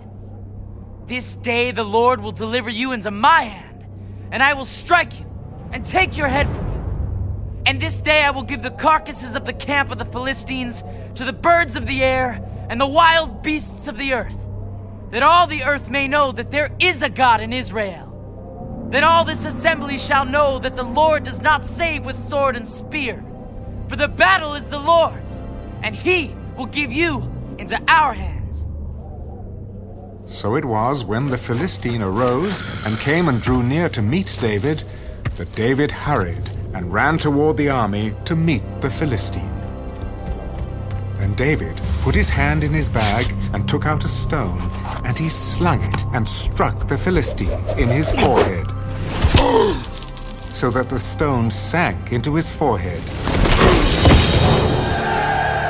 and he fell on his face to the earth. So David prevailed over the Philistine with a sling and a stone, and struck the Philistine and killed him. But there was no sword in the hand of David. Therefore David ran and stood over the Philistine, took his sword and drew it out of its sheath, and killed him, and cut off his head with it. And when the Philistines saw that their champion was dead, they fled. Now the men of Israel and Judah arose and shouted, and pursued the Philistines as far as the entrance of the valley and to the gates of Ekron. And the wounded of the Philistines fell along the road to Shaaraim, even as far as Gath and Ekron. Then the children of Israel returned from chasing the Philistines, and they plundered their tents. And David took the head of the Philistine and brought it to Jerusalem, but he put his armor in his tent. When Saul saw David going out against the Philistine, he said to Abner, the commander of the army, Abner, whose son is this youth? As your soul lives, O king, I do not know.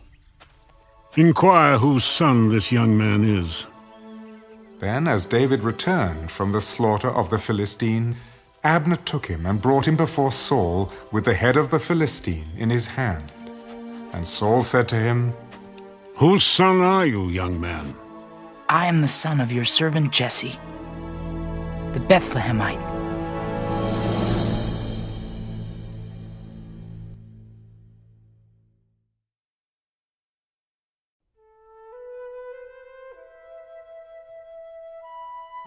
Now when he had finished speaking to Saul, the soul of Jonathan was knit to the soul of David, and Jonathan loved him as his own soul. Saul took him that day and would not let him go home to his father's house any more. Then Jonathan and David made a covenant, because he loved him as his own soul. And Jonathan took off the robe that was on him and gave it to David, with his armor, even to his sword and his bow and his belt. So David went out wherever Saul sent him, and behaved wisely. And Saul set him over the men of war, and he was accepted in the sight of all the people, and also in the sight of Saul's servants. Now it had happened, as they were coming home, when David was returning from the slaughter of the Philistine, that the women had come out of all the cities of Israel, singing and dancing to meet King Saul, with tambourines, with joy, and with musical instruments. So the women sang as they danced, and said, Saul has slain his thousands, and David his 10,000s. Then Saul was very angry, and the saying displeased him. They have ascribed to David 10,000s. and to me they have ascribed only thousands. Now what more can he have but the kingdom? So Saul eyed David from that day forward. And it happened on the next day that the distressing spirit from God came upon Saul, and he prophesied inside the house. So David played music with his hand, as at other times. But there was a spear in Saul's hand, and Saul cast the spear, for he said, I will pin David to the wall. But David escaped his presence twice. Now Saul was afraid of David, because the Lord was with him, but had departed from Saul. Therefore Saul removed him from his presence, and made him his captain over 1,000. And he went out and came in before the people. And David behaved wisely in all his ways, and the Lord was with him. Therefore, when Saul saw that he behaved very wisely, he was afraid of him. But all Israel and Judah loved David, because he went out and came in before them. Then Saul said to David, Here is my older daughter, Merab. I will give her to you as a wife. Only be valiant for me, and fight the Lord's battles. For Saul thought, Let my hand not be against him, but let the hand of the Philistines be against him. So David said to Saul, Who am I? And what is my life or my father's family in Israel, that I should be son-in-law to the king? But it happened at the time when Merab, Saul's daughter, should have been given to David, that she was given to Adriel the Meholathite as a wife. Now Michal, Saul's daughter, loved David, and they told Saul, and the thing pleased him. So Saul said, I will give her to him, that she may be a snare to him, and that the hand of the Philistines may be against him. Therefore Saul said to David a second time, You shall be my son-in-law today. And Saul commanded his servants, Communicate with David secretly and say, Look, the king has delight in you, and all his servants love you. Now therefore, become the king's son-in-law. So Saul's servants spoke those words in the hearing of David. And David said, Does it seem to you a light thing to be a king's son-in-law, seeing I am a poor and lightly esteemed man? And the servants of Saul told him, In this manner David spoke. Thus you shall say to David, The king does not desire any dowry, but 100 foreskins of the Philistines to take vengeance on the king's enemies. But Saul thought to make David fall by the hand of the Philistines. So when his servants told David these words, it pleased David well to become the king's son-in-law. Now the days had not expired. Therefore David arose and went, he and his men, and killed 200 men of the Philistines. And David brought their foreskins, and they gave them in full count to the king, that he might become the king's son-in-law. Then Saul gave him Michal, his daughter, as a wife. Thus Saul saw and knew that the Lord was with David, and that Michal, Saul's daughter, loved him. And Saul was still more afraid of David. So Saul became David's enemy continually. Then the princes of the Philistines went out to war. And so it was, whenever they went out, that David behaved more wisely than all the servants of Saul, so that his name became highly esteemed.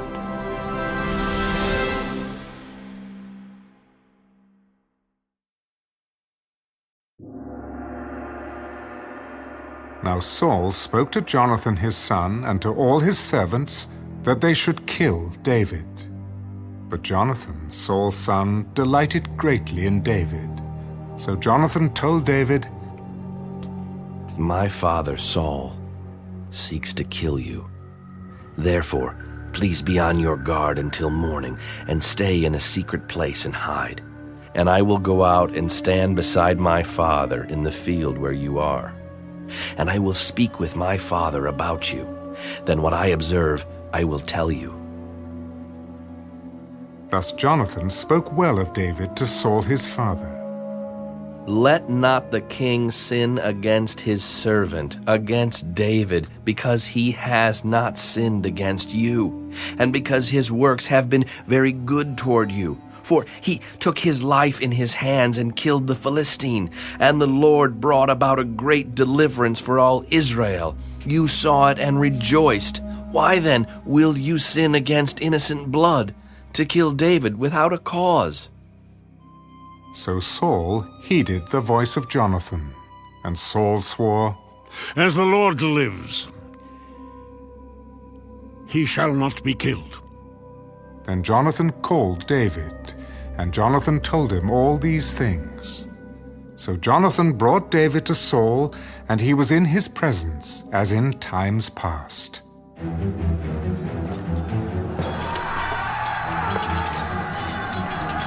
And there was war again. And David went out and fought with the Philistines, and struck them with a mighty blow, and they fled from him.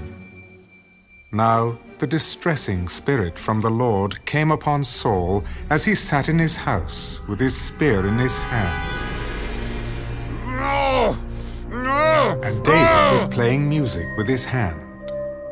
Then Saul sought to pin David to the wall with the spear, but he slipped away from Saul's presence, and he drove the spear into the wall. So David fled and escaped that night. Saul also sent messengers to David's house to watch him and to kill him in the morning. And Michal, David's wife, told him, "If you do not save your life tonight, tomorrow you will be killed." So Michal let David down through a window, and he went and fled and escaped. And Michal took an image and laid it in the bed, put a cover of goat's hair for his head, and covered it with clothes. So when Saul sent messengers to take David, she said, "He is sick." Then Saul sent the messengers back to see David. "Bring him up to me in the bed, that I may kill him."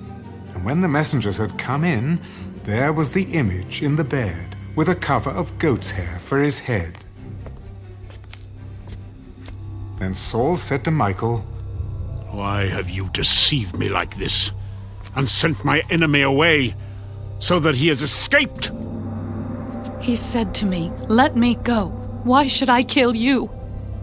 So David fled and escaped, and went to Samuel at Ramah, and told him all that Saul had done to him. And he and Samuel went and stayed in Naioth. Now it was told Saul, "Take note, David is at Naioth in Ramah." Then Saul sent messengers to take David.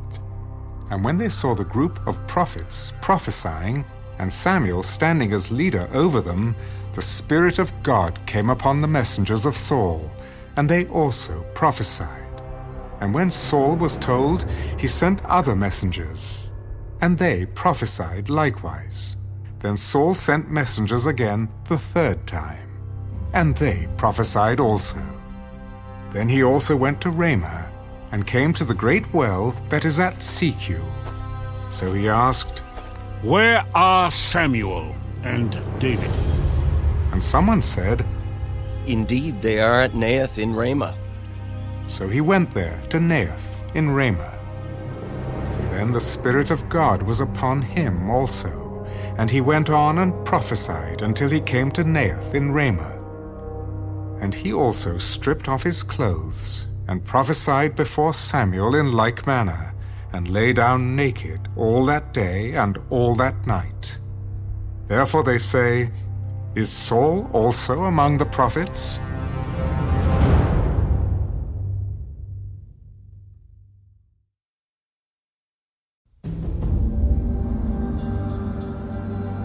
Then David fled from Naioth in Ramah, and went and said to Jonathan, "What have I done? What is my iniquity, and what is my sin before your father, that he seeks my life?" By no means. You shall not die. Indeed, my father will do nothing either great or small without first telling me. And why should my father hide this thing from me? It is not so. Then David took an oath again. Your father certainly knows that I have found favor in your eyes. And he has said, do not let Jonathan know this, lest he be grieved. But truly, as the Lord lives and as your soul lives, there is but a step between me and death. Whatever you yourself desire, I will do it for you. Indeed, tomorrow is the new moon, and I should not fail to sit with the king to eat. But let me go, that I may hide in the field until the third day at evening. If your father misses me at all, then say, David earnestly asked permission of me that he might run over to Bethlehem, his city, for there is a yearly sacrifice there for all the family. If he says thus, it is well, your servant will be safe. But if he is very angry, be sure that evil is determined by him. Therefore you shall deal kindly with your servant, for you have brought your servant into a covenant of the Lord with you. Nevertheless, if there is iniquity in me, kill me yourself. For why should you bring me to your father? Far be it from you. For if I knew certainly that evil was determined by my father to come upon you, then would I not tell you? Who will tell me? Or what if your father answers you roughly? Come, let us go out into the field. So both of them went out into the field. Then Jonathan said to David, The Lord God of Israel is witness. When I have sounded out my father sometime tomorrow, or the third day, and indeed there is good toward David, and I do not send to you and tell you, may the Lord do so and much more to Jonathan. But if it pleases my father to do you evil, then I will report it to you and send you away, that you may go in safety. And the Lord be with you as he has been with my father. And you shall not only show me the kindness of the Lord while I still live, that I may not die, but you shall not cut off your kindness from my house forever. No, not when the Lord has cut off every one of the enemies of David from the face of the earth. So Jonathan made a covenant with the house of David. Let the Lord require it at the hand of David's enemies. Now Jonathan again caused David to vow, because he loved him, for he loved him as he loved his own soul. Then Jonathan said to David, Tomorrow is the new moon, and you will be missed, because your seat will be empty. And when you have stayed 3 days, go down quickly and come to the place where you hid on the day of the deed, and remain by the stone Esau.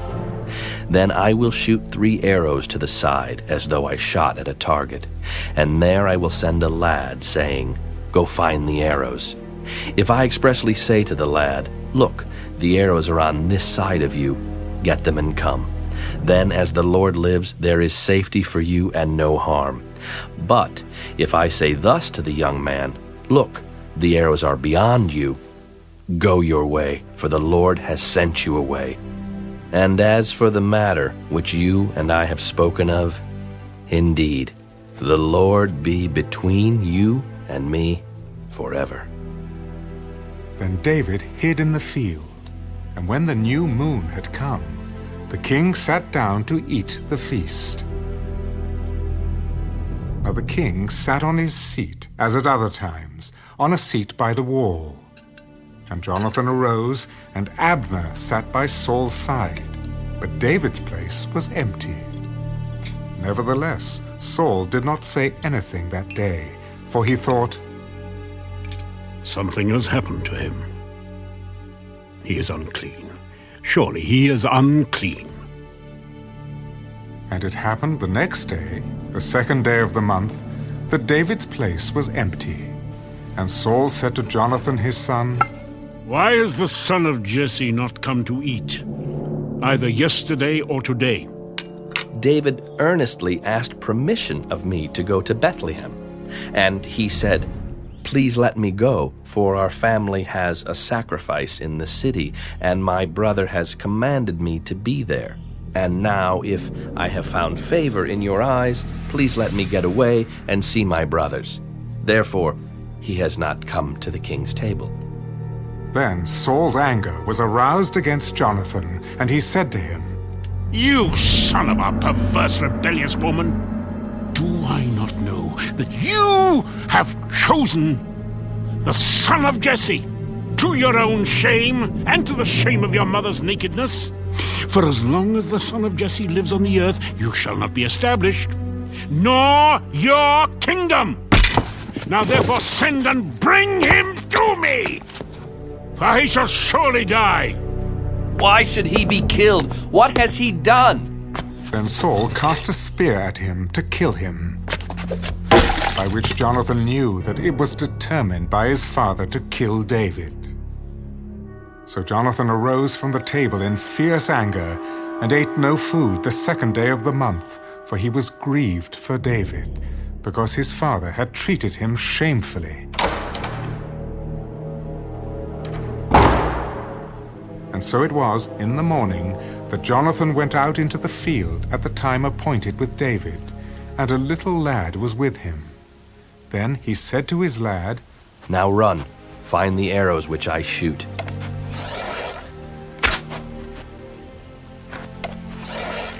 As the lad ran, he shot an arrow beyond him. When the lad had come to the place where the arrow was, which Jonathan had shot, Jonathan cried out after the lad and said, "Is not the arrow beyond you? Make haste, hurry, do not delay." So Jonathan's lad gathered up the arrows and came back to his master. But the lad did not know anything. Only Jonathan and David knew of the matter. Then Jonathan gave his weapon to his lad and said to him, "Go, carry them to the city." As soon as the lad had gone, David arose from a place toward the south, fell on his face to the ground, and bowed down 3 times. And they kissed one another, and they wept together, but David more so.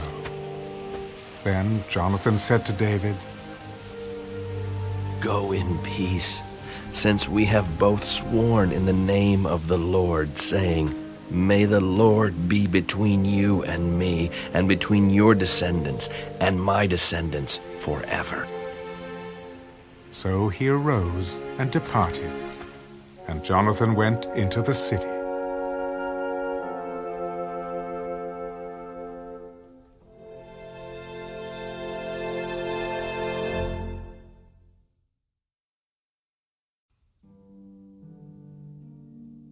Now David came to Nob, to Ahimelech the priest. And Ahimelech was afraid when he met David, and said to him, "Why are you alone, and no one is with you?" "The king has ordered me on some business, and said to me, 'Do not let anyone know anything about the business on which I send you, or what I have commanded you. And I have directed my young men to such and such a place. Now, therefore, what have you on hand? Give me 5 loaves of bread in my hand, or whatever can be found.'" "There is no common bread on hand, but there is holy bread, if the young men have at least kept themselves from women." "Truly, women have been kept from us about 3 days since I came out, and the vessels of the young men are holy, and the bread is in effect common, even though it was consecrated in the vessel this day." So the priest gave him holy bread, for there was no bread there, but the showbread, which had been taken from before the Lord, in order to put hot bread in its place on the day when it was taken away. Now a certain man of the servants of Saul was there that day, detained before the Lord. And his name was Doeg, an Edomite, the chief of the herdsmen who belonged to Saul. And David said to Ahimelech, "Is there not here on hand a spear or a sword? For I have brought neither my sword nor my weapons with me, because the king's business required haste. The sword of Goliath the Philistine, whom you killed in the valley of Elah. There it is, wrapped in a cloth behind the ephod. If you will take that, take it, for there is no other except that one here. There is none like it. Give it to me. Then David arose and fled that day from before Saul and went to Achish, the king of Gath. And the servants of Achish said to him, Is this not David, the king of the land? Did they not sing of him to one another in dances, saying, Saul has slain his thousands, and David his 10,000s? Now David took these words to heart, and was very much afraid of Achish, the king of Gath. So he changed his behavior before them, pretended madness in their hands, scratched on the doors of the gate, and let his saliva fall down on his beard. Then Achish said to his servants, Look, you see the man is insane. Why have you brought him to me? Have I need of madmen, that you have brought this fellow to play the madman in my presence? Shall this fellow come into my house?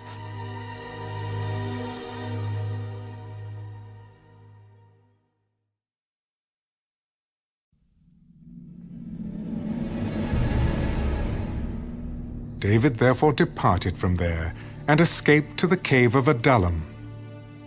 So when his brothers and all his father's house heard it, they went down there to him. And everyone who was in distress, everyone who was in debt, and everyone who was discontented gathered to him. So he became captain over them, and there were about 400 men with him. Then David went from there to Mizpah of Moab, and he said to the king of Moab, Please, let my father and mother come here with you, till I know what God will do for me.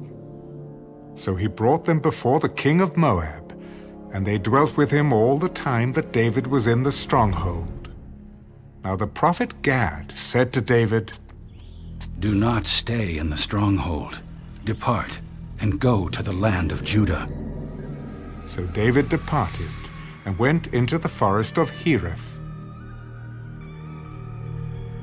When Saul heard that David and the men who were with him had been discovered, now Saul was staying in Gibeah, under a tamarisk tree in Ramah, with his spear in his hand, and all his servants standing about him.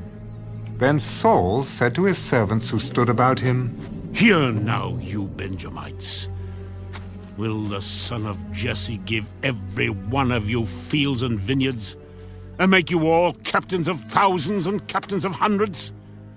All of you have conspired against me, and there is no one who reveals to me that my son has made a covenant with the son of Jesse. And there is not one of you who is sorry for me, or reveals to me that my son has stirred up my servant against me to lie in wait, as it is this day. Then answered Doeg, the Edomite, who was set over the servants of Saul. I saw the son of Jesse going to Nob, to Ahimelech, the son of Ahitub, and he inquired of the Lord for him, gave him provisions, and gave him the sword of Goliath, the Philistine. So the king sent to call Ahimelech the priest, the son of Ahitub, and all his father's house, the priests who were in Nob. And they all came to the king. And Saul said, Hear now, son of Ahitub. Here I am, my lord. Why have you conspired against me, you and the son of Jesse, in that you have given him bread and a sword, and have inquired of God for him, that he should rise against me to lie in wait, as it is this day? And who among all your servants is as faithful as David, who is the king's son-in-law, who goes at your bidding and is honorable in your house? Did I then begin to inquire of God for him? Far be it from me. Let not the king impute anything to his servant or to any in the house of my father. For your servant knew nothing of all this, little or much. You shall surely die, Ahimelech. You and all your father's house. Then the king said to the guards who stood about him, Turn and kill the priests of the Lord, because their hand also is with David, and because they knew when he fled and did not tell it to me. But the servants of the king would not lift their hands to strike the priests of the Lord. And the king said to Doeg, You! Turn and kill the priests!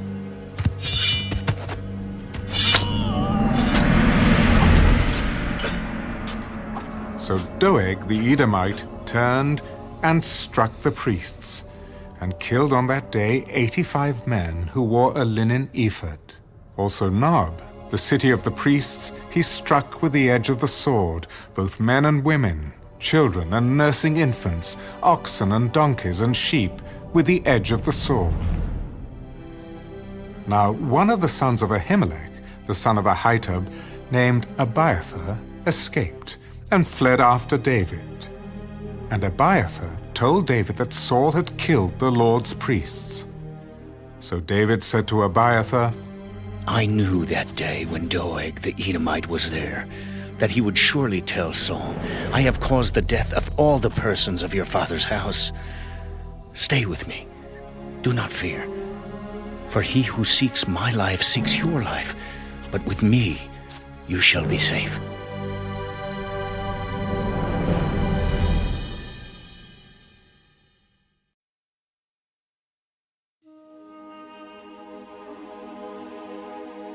Then they told David, Look, the Philistines are fighting against Keilah, and they are robbing the threshing floors. Therefore David inquired of the Lord, Shall I go and attack these Philistines? Go and attack the Philistines, and save Keilah. But David's men said to him, Look, we are afraid here in Judah. How much more then if we go to Keilah against the armies of the Philistines? Then David inquired of the Lord once again. And the Lord answered him, Arise, go down to Keilah, for I will deliver the Philistines into your hand. And David and his men went to Keilah, and fought with the Philistines, and struck them with a mighty blow, and took away their livestock. So David saved the inhabitants of Keilah. Now it happened, when Abiathar, the son of Ahimelech, fled to David at Keilah, that he went down with an ephod in his hand. And Saul was told that David had gone to Keilah. So Saul said, God has delivered him into my hand, for he has shut himself in by entering a town that has gates and bars. Then Saul called all the people together for war, to go down to Keilah to besiege David and his men. When David knew that Saul plotted evil against him, he said to Abiathar the priest, Bring the ephod here. O Lord, God of Israel, your servant has certainly heard that Saul seeks to come to Keilah, to destroy the city for my sake. Will the men of Keilah deliver me into his hand? Will Saul come down, as your servant has heard? O Lord God of Israel, I pray, tell your servant. He will come down. Will the men of Keilah deliver me and my men into the hand of Saul? They will deliver you. So David and his men, about 600, arose and departed from Keilah, and went wherever they could go. Then it was told Saul that David had escaped from Keilah, so he halted the expedition. And David stayed in strongholds in the wilderness, and remained in the mountains in the wilderness of Ziph.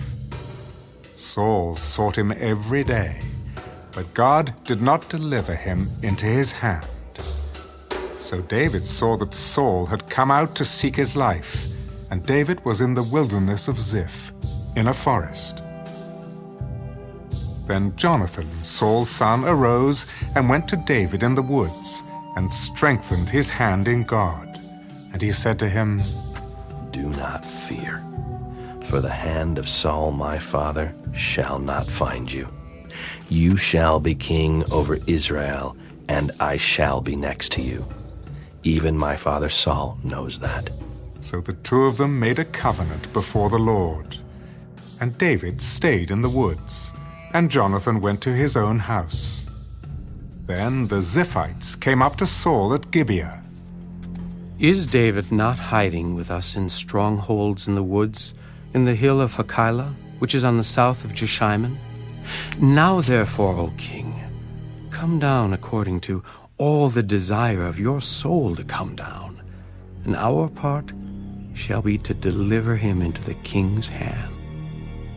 Blessed are you of the Lord, for you have compassion on me.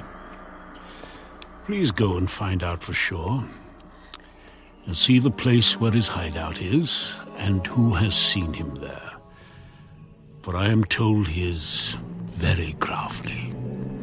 See, therefore, and take knowledge of all the lurking places where he hides, and come back to me with certainty, and I will go with you. And it shall be, if he is in the land, that I will search for him throughout all the clans of Judah. So they arose and went to Ziph before Saul. But David and his men were in the wilderness of Maon, in the plain on the south of Jeshimon.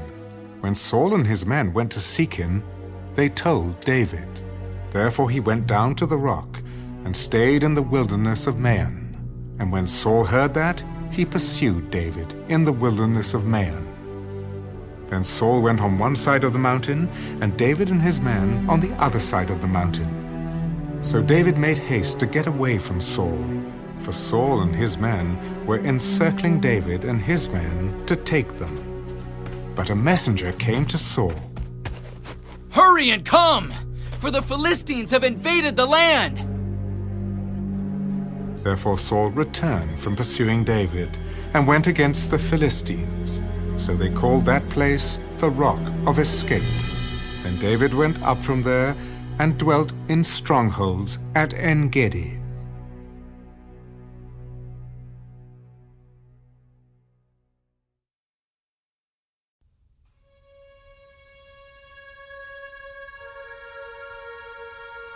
Now it happened, when Saul had returned from following the Philistines, that it was told him, Take note, David is in the wilderness of En-gedi. Then Saul took 3,000 chosen men from all Israel, and went to seek David and his men on the rocks of the wild goats. So he came to the sheepfolds by the road, where there was a cave, and Saul went in to attend to his needs. David and his men were staying in the recesses of the cave. Then the men of David said to him, This is the day of which the Lord said to you, Behold, I will deliver your enemy into your hand, that you may do to him as it seems good to you.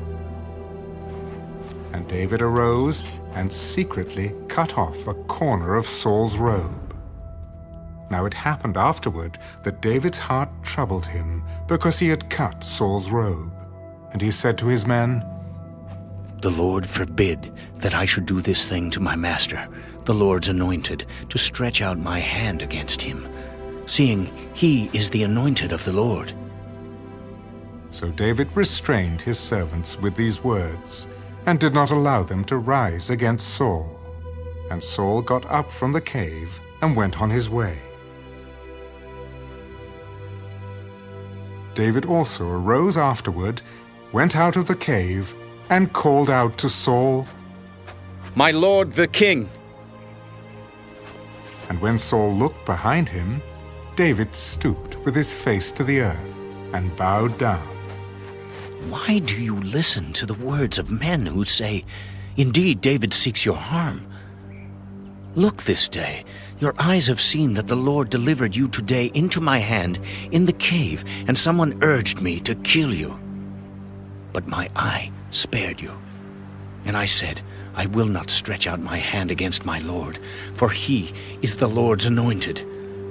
Moreover, my father, see, yes, see the corner of your robe in my hand. For in that I cut off the corner of your robe and did not kill you, know and see that there is neither evil nor rebellion in my hand, and I have not sinned against you. Yet you hunt my life to take it. Let the Lord judge between you and me, and let the Lord avenge me on you. But my hand shall not be against you.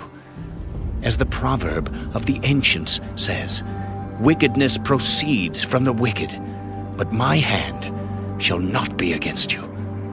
After whom has the king of Israel come out? Whom do you pursue? A dead dog? A flea?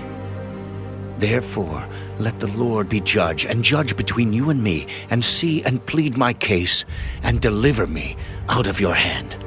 So it was, when David had finished speaking these words to Saul, that Saul said, Is this your voice, my son, David? And Saul lifted up his voice and wept. Oh, you are more righteous than I. For you have rewarded me with good, whereas I have rewarded you with evil. And you have shown this day how you have dealt well with me. For when the Lord delivered me into your hand, you did not kill me. For if a man finds his enemy, will he let him get away safely? Therefore may the Lord reward you with good for what you have done to me this day. And now I know indeed that you shall surely be king, and that the kingdom of Israel shall be established in your hand. Therefore swear now to me, by the Lord, that you will not cut off my descendants after me, and that you will not destroy my name from my father's house. So David swore to Saul, and Saul went home. But David and his men went up to the stronghold.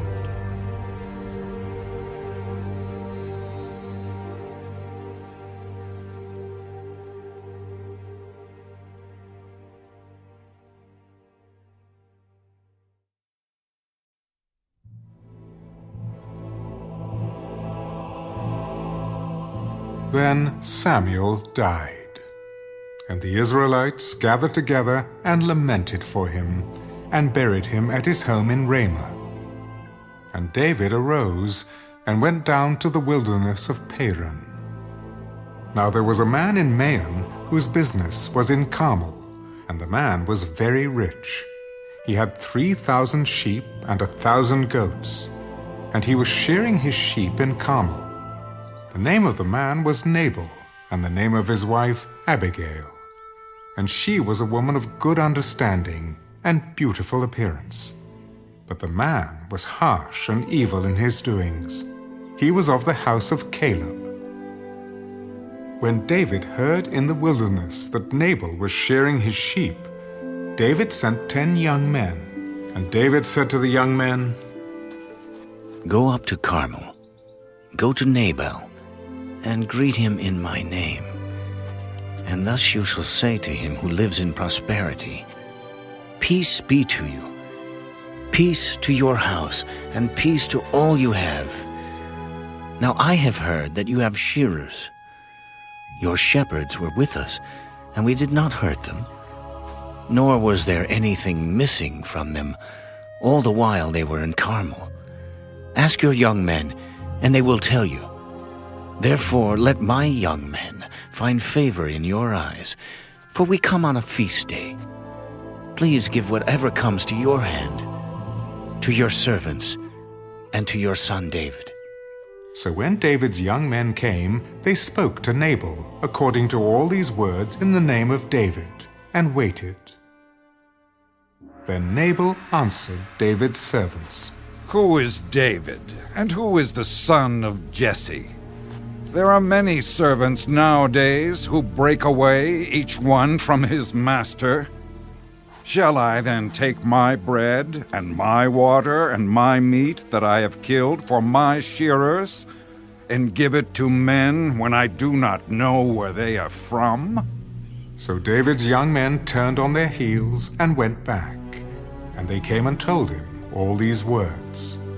Then David said to his men, "Every man gird on his sword." So every man girded on his sword, and David also girded on his sword. And about 400 men went with David, and 200 stayed with the supplies. Now one of the young men told Abigail, Nabal's wife, "Look, David sent messengers from the wilderness to greet our master, and he reviled them. But the men were very good to us, and we were not hurt, nor did we miss anything as long as we accompanied them when we were in the fields. They were a wall to us, both by night and day, all the time we were with them keeping the sheep. Now, therefore, know and consider what you will do. For harm is determined against our master and against all his household, for he is such a scoundrel that one cannot speak to him." Then Abigail made haste and took 200 loaves of bread, 2 skins of wine, 5 sheep already dressed, 5 seahs of roasted grain, 100 clusters of raisins, and 200 cakes of figs, and loaded them on donkeys. And she said to her servants, "Go on before me. See, I am coming after you." But she did not tell her husband, Nabal. So it was, as she rode on the donkey, that she went down under cover of the hill. And there were David and his men coming down toward her, and she met them. Now David had said, "Surely in vain I have protected all that this fellow has in the wilderness, so that nothing was missed of all that belongs to him. And he has repaid me evil for good. May God do so, and more also, to the enemies of David, if I leave one male of all who belong to him by morning light." Now when Abigail saw David, she dismounted quickly from the donkey, fell on her face before David, and bowed down to the ground. So she fell at his feet and said, "On me, my lord, on me let this iniquity be. And please, let your maidservant speak in your ears, and hear the words of your maidservant. Please, let not my lord regard this scoundrel Nabal. For as his name is, so is he. Nabal is his name, and folly is with him. But I, your maidservant, did not see the young men of my lord whom you sent. Now therefore, my lord, as the Lord lives and as your soul lives, since the Lord has held you back from coming to bloodshed and from avenging yourself with your own hand, now then, let your enemies and those who seek harm for my lord be as Nabal. And now this present which your maidservant has brought to my lord, let it be given to the young men who follow my lord. Please forgive the trespass of your maidservant, for the Lord will certainly make for my lord an enduring house, because my lord fights the battles of the Lord, and evil is not found in you throughout your days. Yet a man has risen to pursue you and seek your life. But the life of my lord shall be bound in the bundle of the living with the Lord your God, and the lives of your enemies he shall sling out as from the pocket of a sling. And it shall come to pass, when the Lord has done for my lord according to all the good that he has spoken concerning you, and has appointed you ruler over Israel, that this will be no grief to you, nor offense of heart to my lord, either that you have shed blood without cause, or that my lord has avenged himself. But when the Lord has dealt well with my lord, then remember your maidservant." Blessed is the Lord God of Israel, who sent you this day to meet me. And blessed is your advice, and blessed are you, because you have kept me this day from coming to bloodshed, and from avenging myself with my own hand. For indeed, as the Lord God of Israel lives, who has kept me back from hurting you, unless you had hurried and come to meet me, surely by morning light no males would have been left to Nabal. So David received from her hand what she had brought him, and said to her, Go up in peace to your house. See, I have heeded your voice and respected your person. Now Abigail went to Nabal, and there he was, holding a feast in his house, like the feast of a king. And Nabal's heart was merry within him, for he was very drunk. Therefore she told him nothing, little or much, until morning light.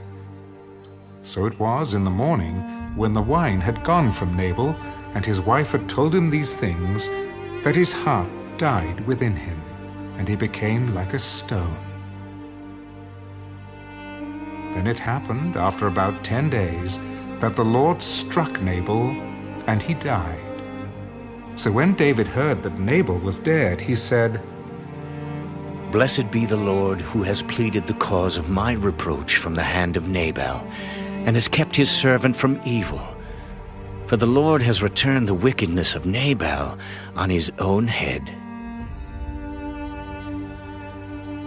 And David sent and proposed to Abigail to take her as his wife. When the servants of David had come to Abigail at Carmel, they spoke to her. David sent us to you, to ask you to become his wife. Then she arose, bowed her face to the earth. Here is your maidservant, a servant to wash the feet of the servants of my Lord. So Abigail rose in haste and rode on a donkey, attended by 5 of her maidens. And she followed the messengers of David and became his wife. David also took Ahinoam of Jezreel, and so both of them were his wives. But Saul had given Michal, his daughter, David's wife, to Paltai, the son of Laish, who was from Galim.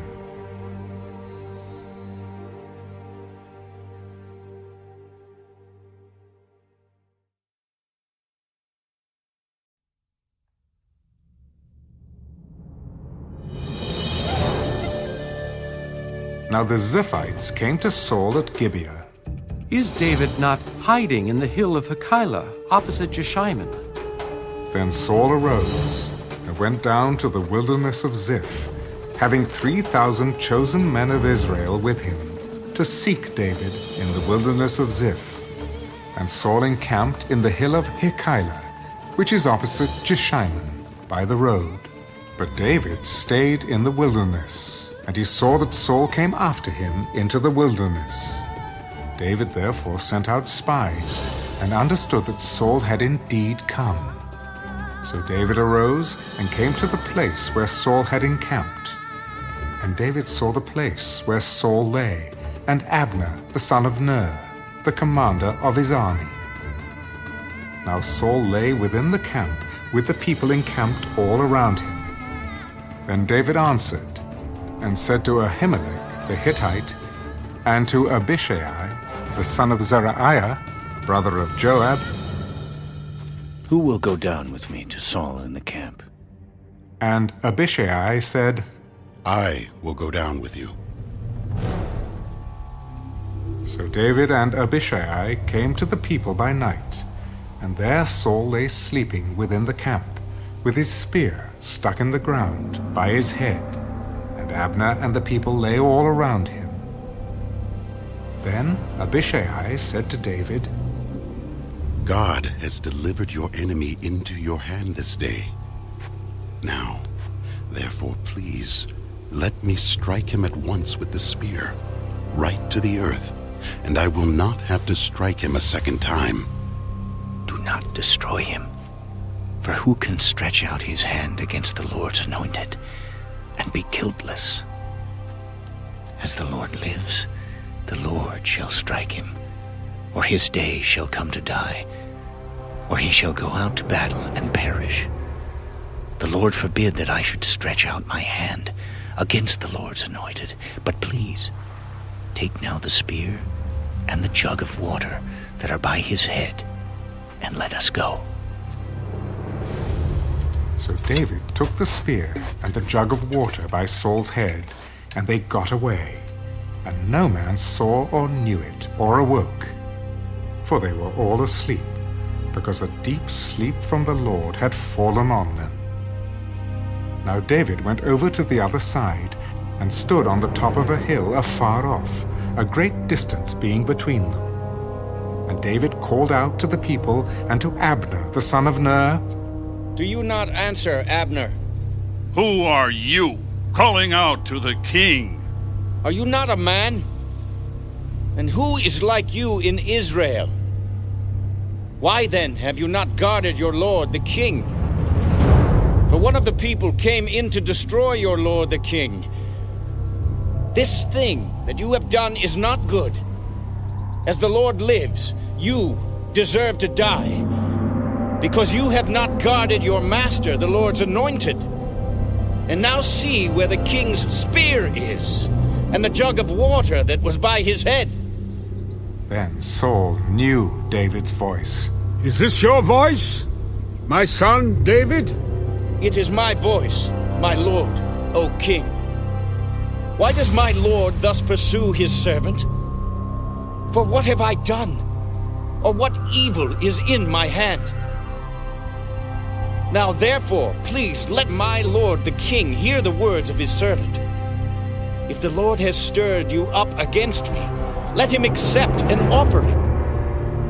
But if it is the children of men, may they be cursed before the Lord.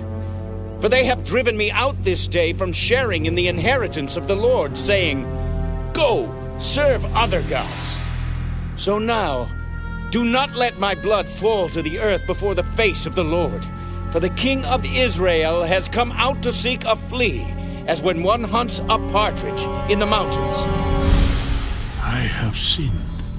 Return, my son David, for I will harm you no more, because my life was precious in your eyes this day. Indeed, I have played the fool and erred exceedingly."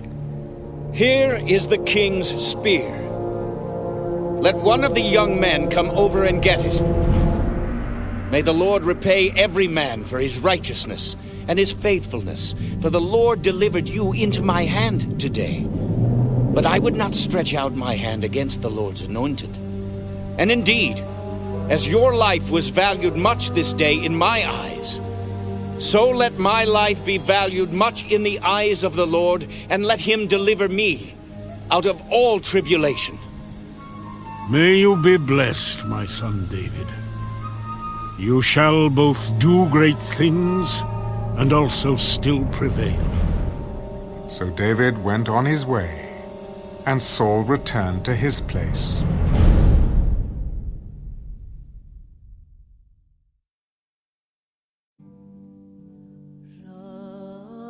And David said in his heart, "Now I shall perish someday by the hand of Saul. There is nothing better for me than that I should speedily escape to the land of the Philistines, and Saul will despair of me to seek me any more in any part of Israel. So I shall escape out of his hand." Then David arose and went over with the 600 men who were with him to Achish, the son of Maach, king of Gath. So David dwelt with Achish at Gath, he and his men, each man with his household, and David with his 2 wives, Ahinoam the Jezreelitess, and Abigail the Carmelitess, Nabal's widow. And it was told Saul that David had fled to Gath, so he sought him no more. Then David said to Achish, "If I have now found favor in your eyes, let them give me a place in some town in the country, that I may dwell there. For why should your servant dwell in the royal city with you?" So Achish gave him Ziklag that day. Therefore Ziklag has belonged to the kings of Judah to this day. Now the time that David dwelt in the country of the Philistines was 1 full year and 4 months. And David and his men went up and raided the Geshurites, the Girzites, and the Amalekites. For those nations were the inhabitants of the land from of old, as you go to Shur, even as far as the land of Egypt. Whenever David attacked the land, he left neither man nor woman alive, but took away the sheep, the oxen, the donkeys, the camels, and the apparel, and returned and came to Achish. Then Achish would say, "Where have you made a raid today?" And David would say, "Against the southern area of Judah, or against the southern area of the Jerahmeelites, or against the southern area of the Kenites." David would save neither man nor woman alive, to bring news to Gath, saying, "Lest they should inform on us, saying, 'Thus David did.'" And thus was his behavior all the time he dwelt in the country of the Philistines. So Achish believed David. He has made his people Israel utterly abhor him.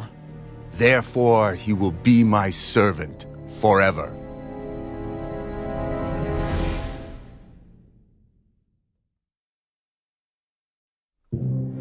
Now it happened in those days that the Philistines gathered their armies together for war, to fight with Israel.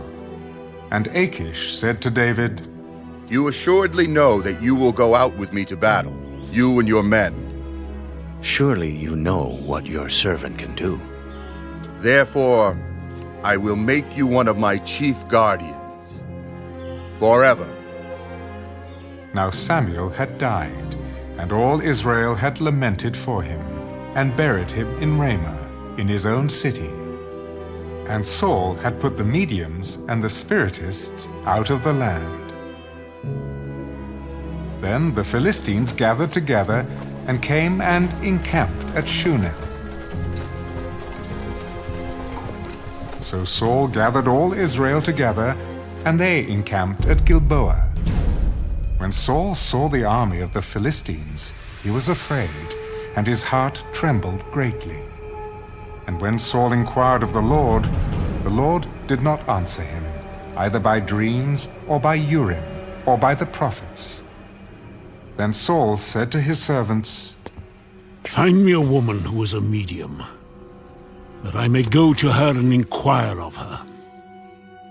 In fact, there is a woman who is a medium at Endor. So Saul disguised himself, and put on other clothes. And he went, and 2 men with him, and they came to the woman by night.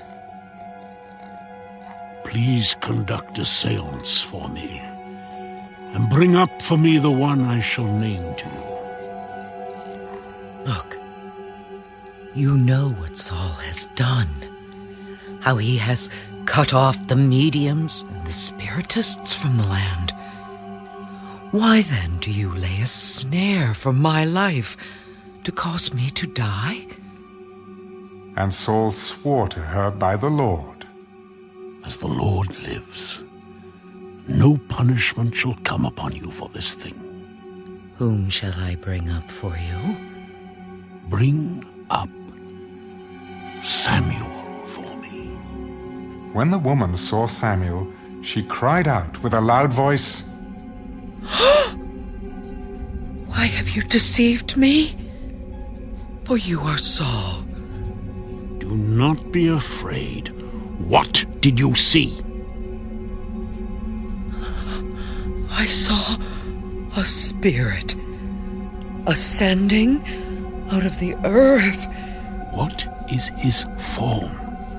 An old man is coming up, and he is covered with a mantle. And Saul perceived that it was Samuel, and he stooped with his face to the ground and bowed down. Now Samuel said to Saul, "Why have you disturbed me by bringing me up?" "I am deeply distressed. For the Philistines make war against me, and God has departed from me, and does not answer me anymore, neither by prophets nor by dreams. Therefore I have called you, that you may reveal to me what I should do. So, why do you ask me, seeing the Lord has departed from you and has become your enemy? And the Lord has done for himself as he spoke by me. For the Lord has torn the kingdom out of your hand and given it to your neighbor, David. Because you did not obey the voice of the Lord, nor execute his fierce wrath upon Amalek. Therefore, the Lord has done this thing to you this day. Moreover, the Lord will also deliver Israel with you into the hand of the Philistines. And tomorrow, you and your sons will be with me. The Lord will also deliver the army of Israel into the hand of the Philistines. Immediately Saul fell full length on the ground and was dreadfully afraid because of the words of Samuel. And there was no strength in him, for he had eaten no food all day or all night. And the woman came to Saul and saw that he was severely troubled. Look, your maidservant has obeyed your voice, and I have put my life in my hands and heeded the words which you spoke to me. Now, therefore, please, heed also the voice of your maidservant, and let me set a piece of bread before you, and eat, that you may have strength when you go on your way. But he refused. I will not eat. So his servants, together with the woman, urged him, and he heeded their voice. Then he arose from the ground and sat on the bed. Now the woman had a fatted calf in the house, and she hastened to kill it. And she took flour and kneaded it, and baked unleavened bread from it. So she brought it before Saul and his servants, and they ate. Then they rose and went away that night.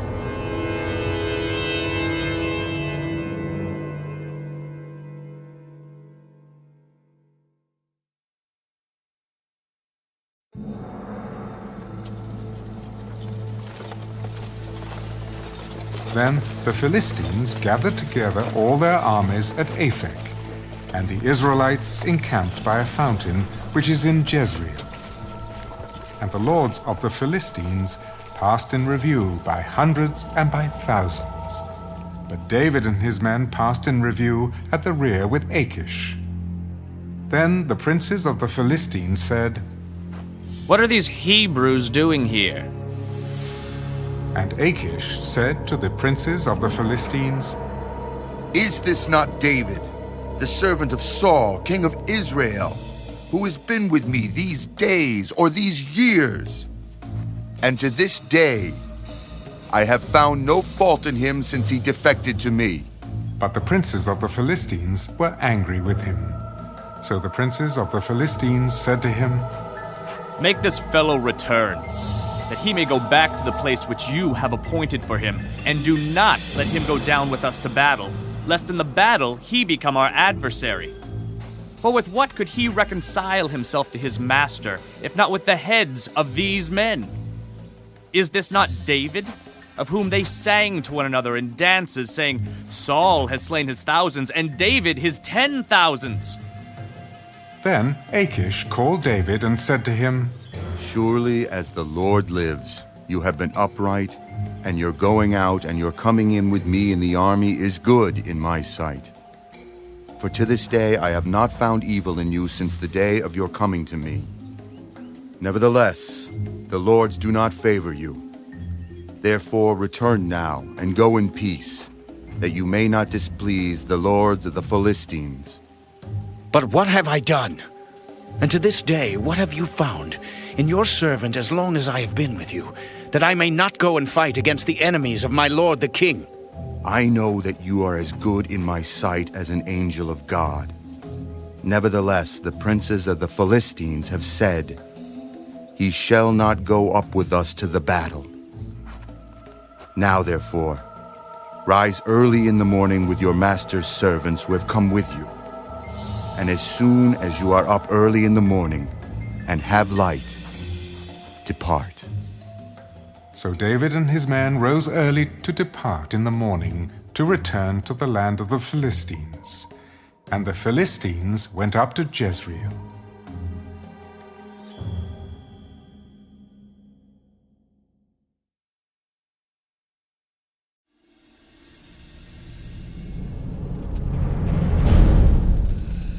Now it happened, when David and his men came to Ziklag on the third day, that the Amalekites had invaded the south and Ziklag, attacked Ziklag, and burned it with fire, and had taken captive the women and those who were there, from small to great.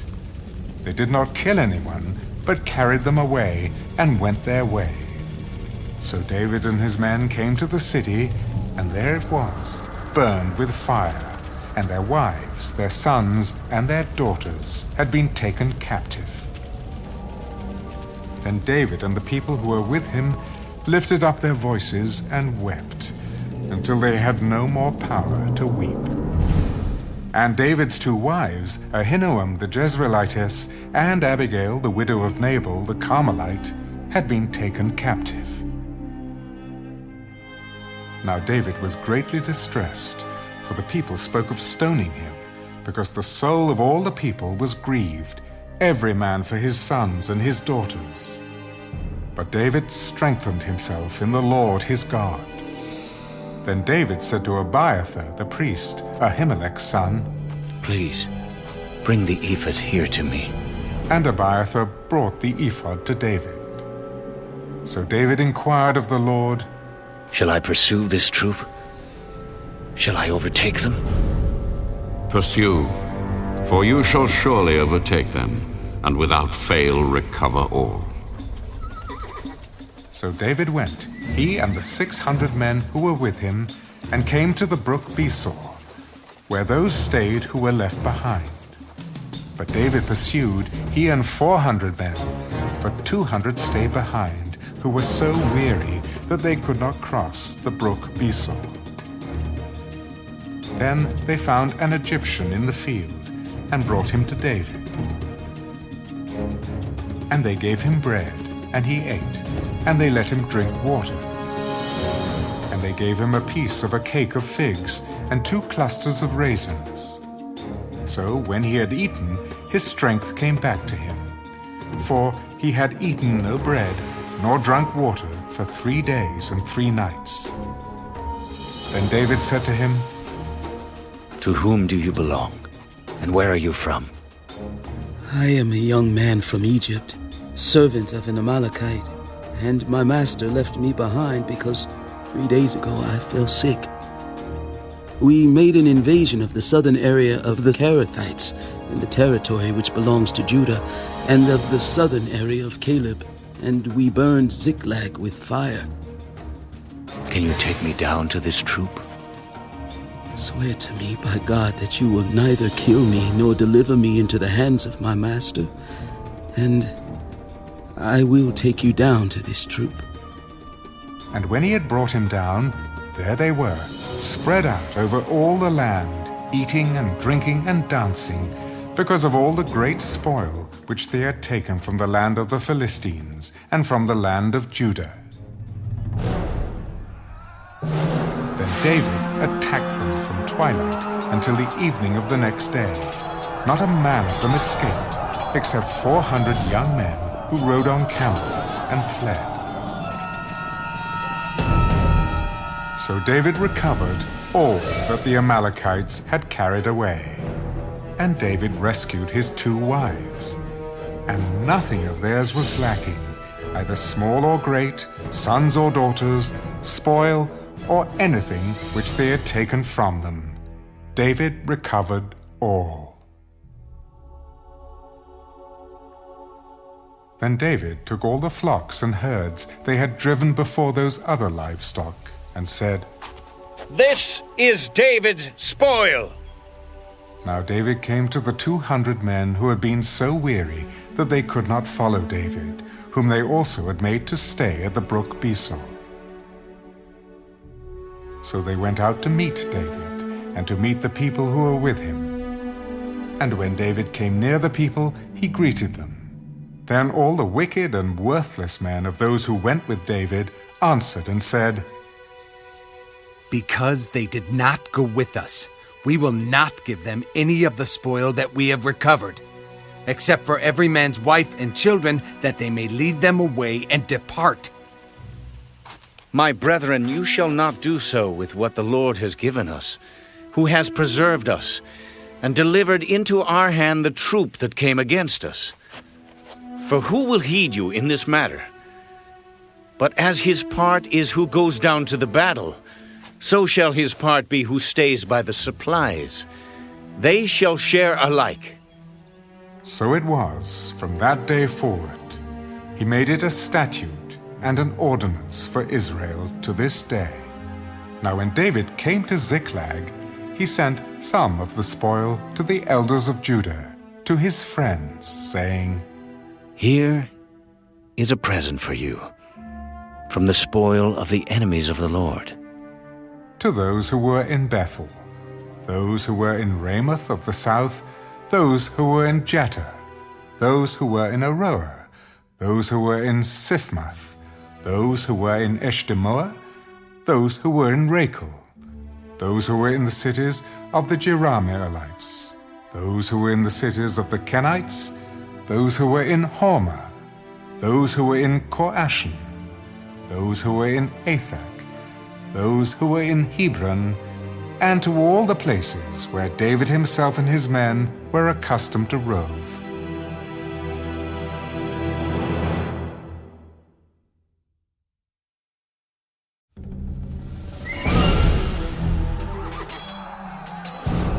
Now the Philistines fought against Israel, and the men of Israel fled from before the Philistines, and fell slain on Mount Gilboa. Then the Philistines followed hard after Saul and his sons, and the Philistines killed Jonathan, Abinadab, and Malchishua, Saul's sons. The battle became fierce against Saul. The archers hit him, and he was severely wounded by the archers. Then Saul said to his armor-bearer, "Draw your sword and thrust me through with it, lest these uncircumcised men come and thrust me through and abuse me." But his armor-bearer would not, for he was greatly afraid. Therefore Saul took a sword and fell on it. And when his armor-bearer saw that Saul was dead, he also fell on his sword and died with him. So Saul, his 3 sons, his armor-bearer, and all his men died together that same day. And when the men of Israel, who were on the other side of the valley, and those who were on the other side of the Jordan, saw that the men of Israel had fled, and that Saul and his sons were dead, they forsook the cities and fled. And the Philistines came and dwelt in them. So it happened the next day, when the Philistines came to strip the slain, that they found Saul and his 3 sons fallen on Mount Gilboa. And they cut off his head, and stripped off his armor, and sent word throughout the land of the Philistines to proclaim it in the temple of their idols and among the people. Then they put his armor in the temple of the Ashtoreths, and they fastened his body to the wall of Beth-shan. Now when the inhabitants of Jabesh-Gilead heard what the Philistines had done to Saul, all the valiant men arose and traveled all night, and took the body of Saul and the bodies of his sons from the wall of Bethshan, and they came to Jabesh, and burned them there. Then they took their bones, and buried them under the tamarisk tree at Jabesh, and fasted 7 days.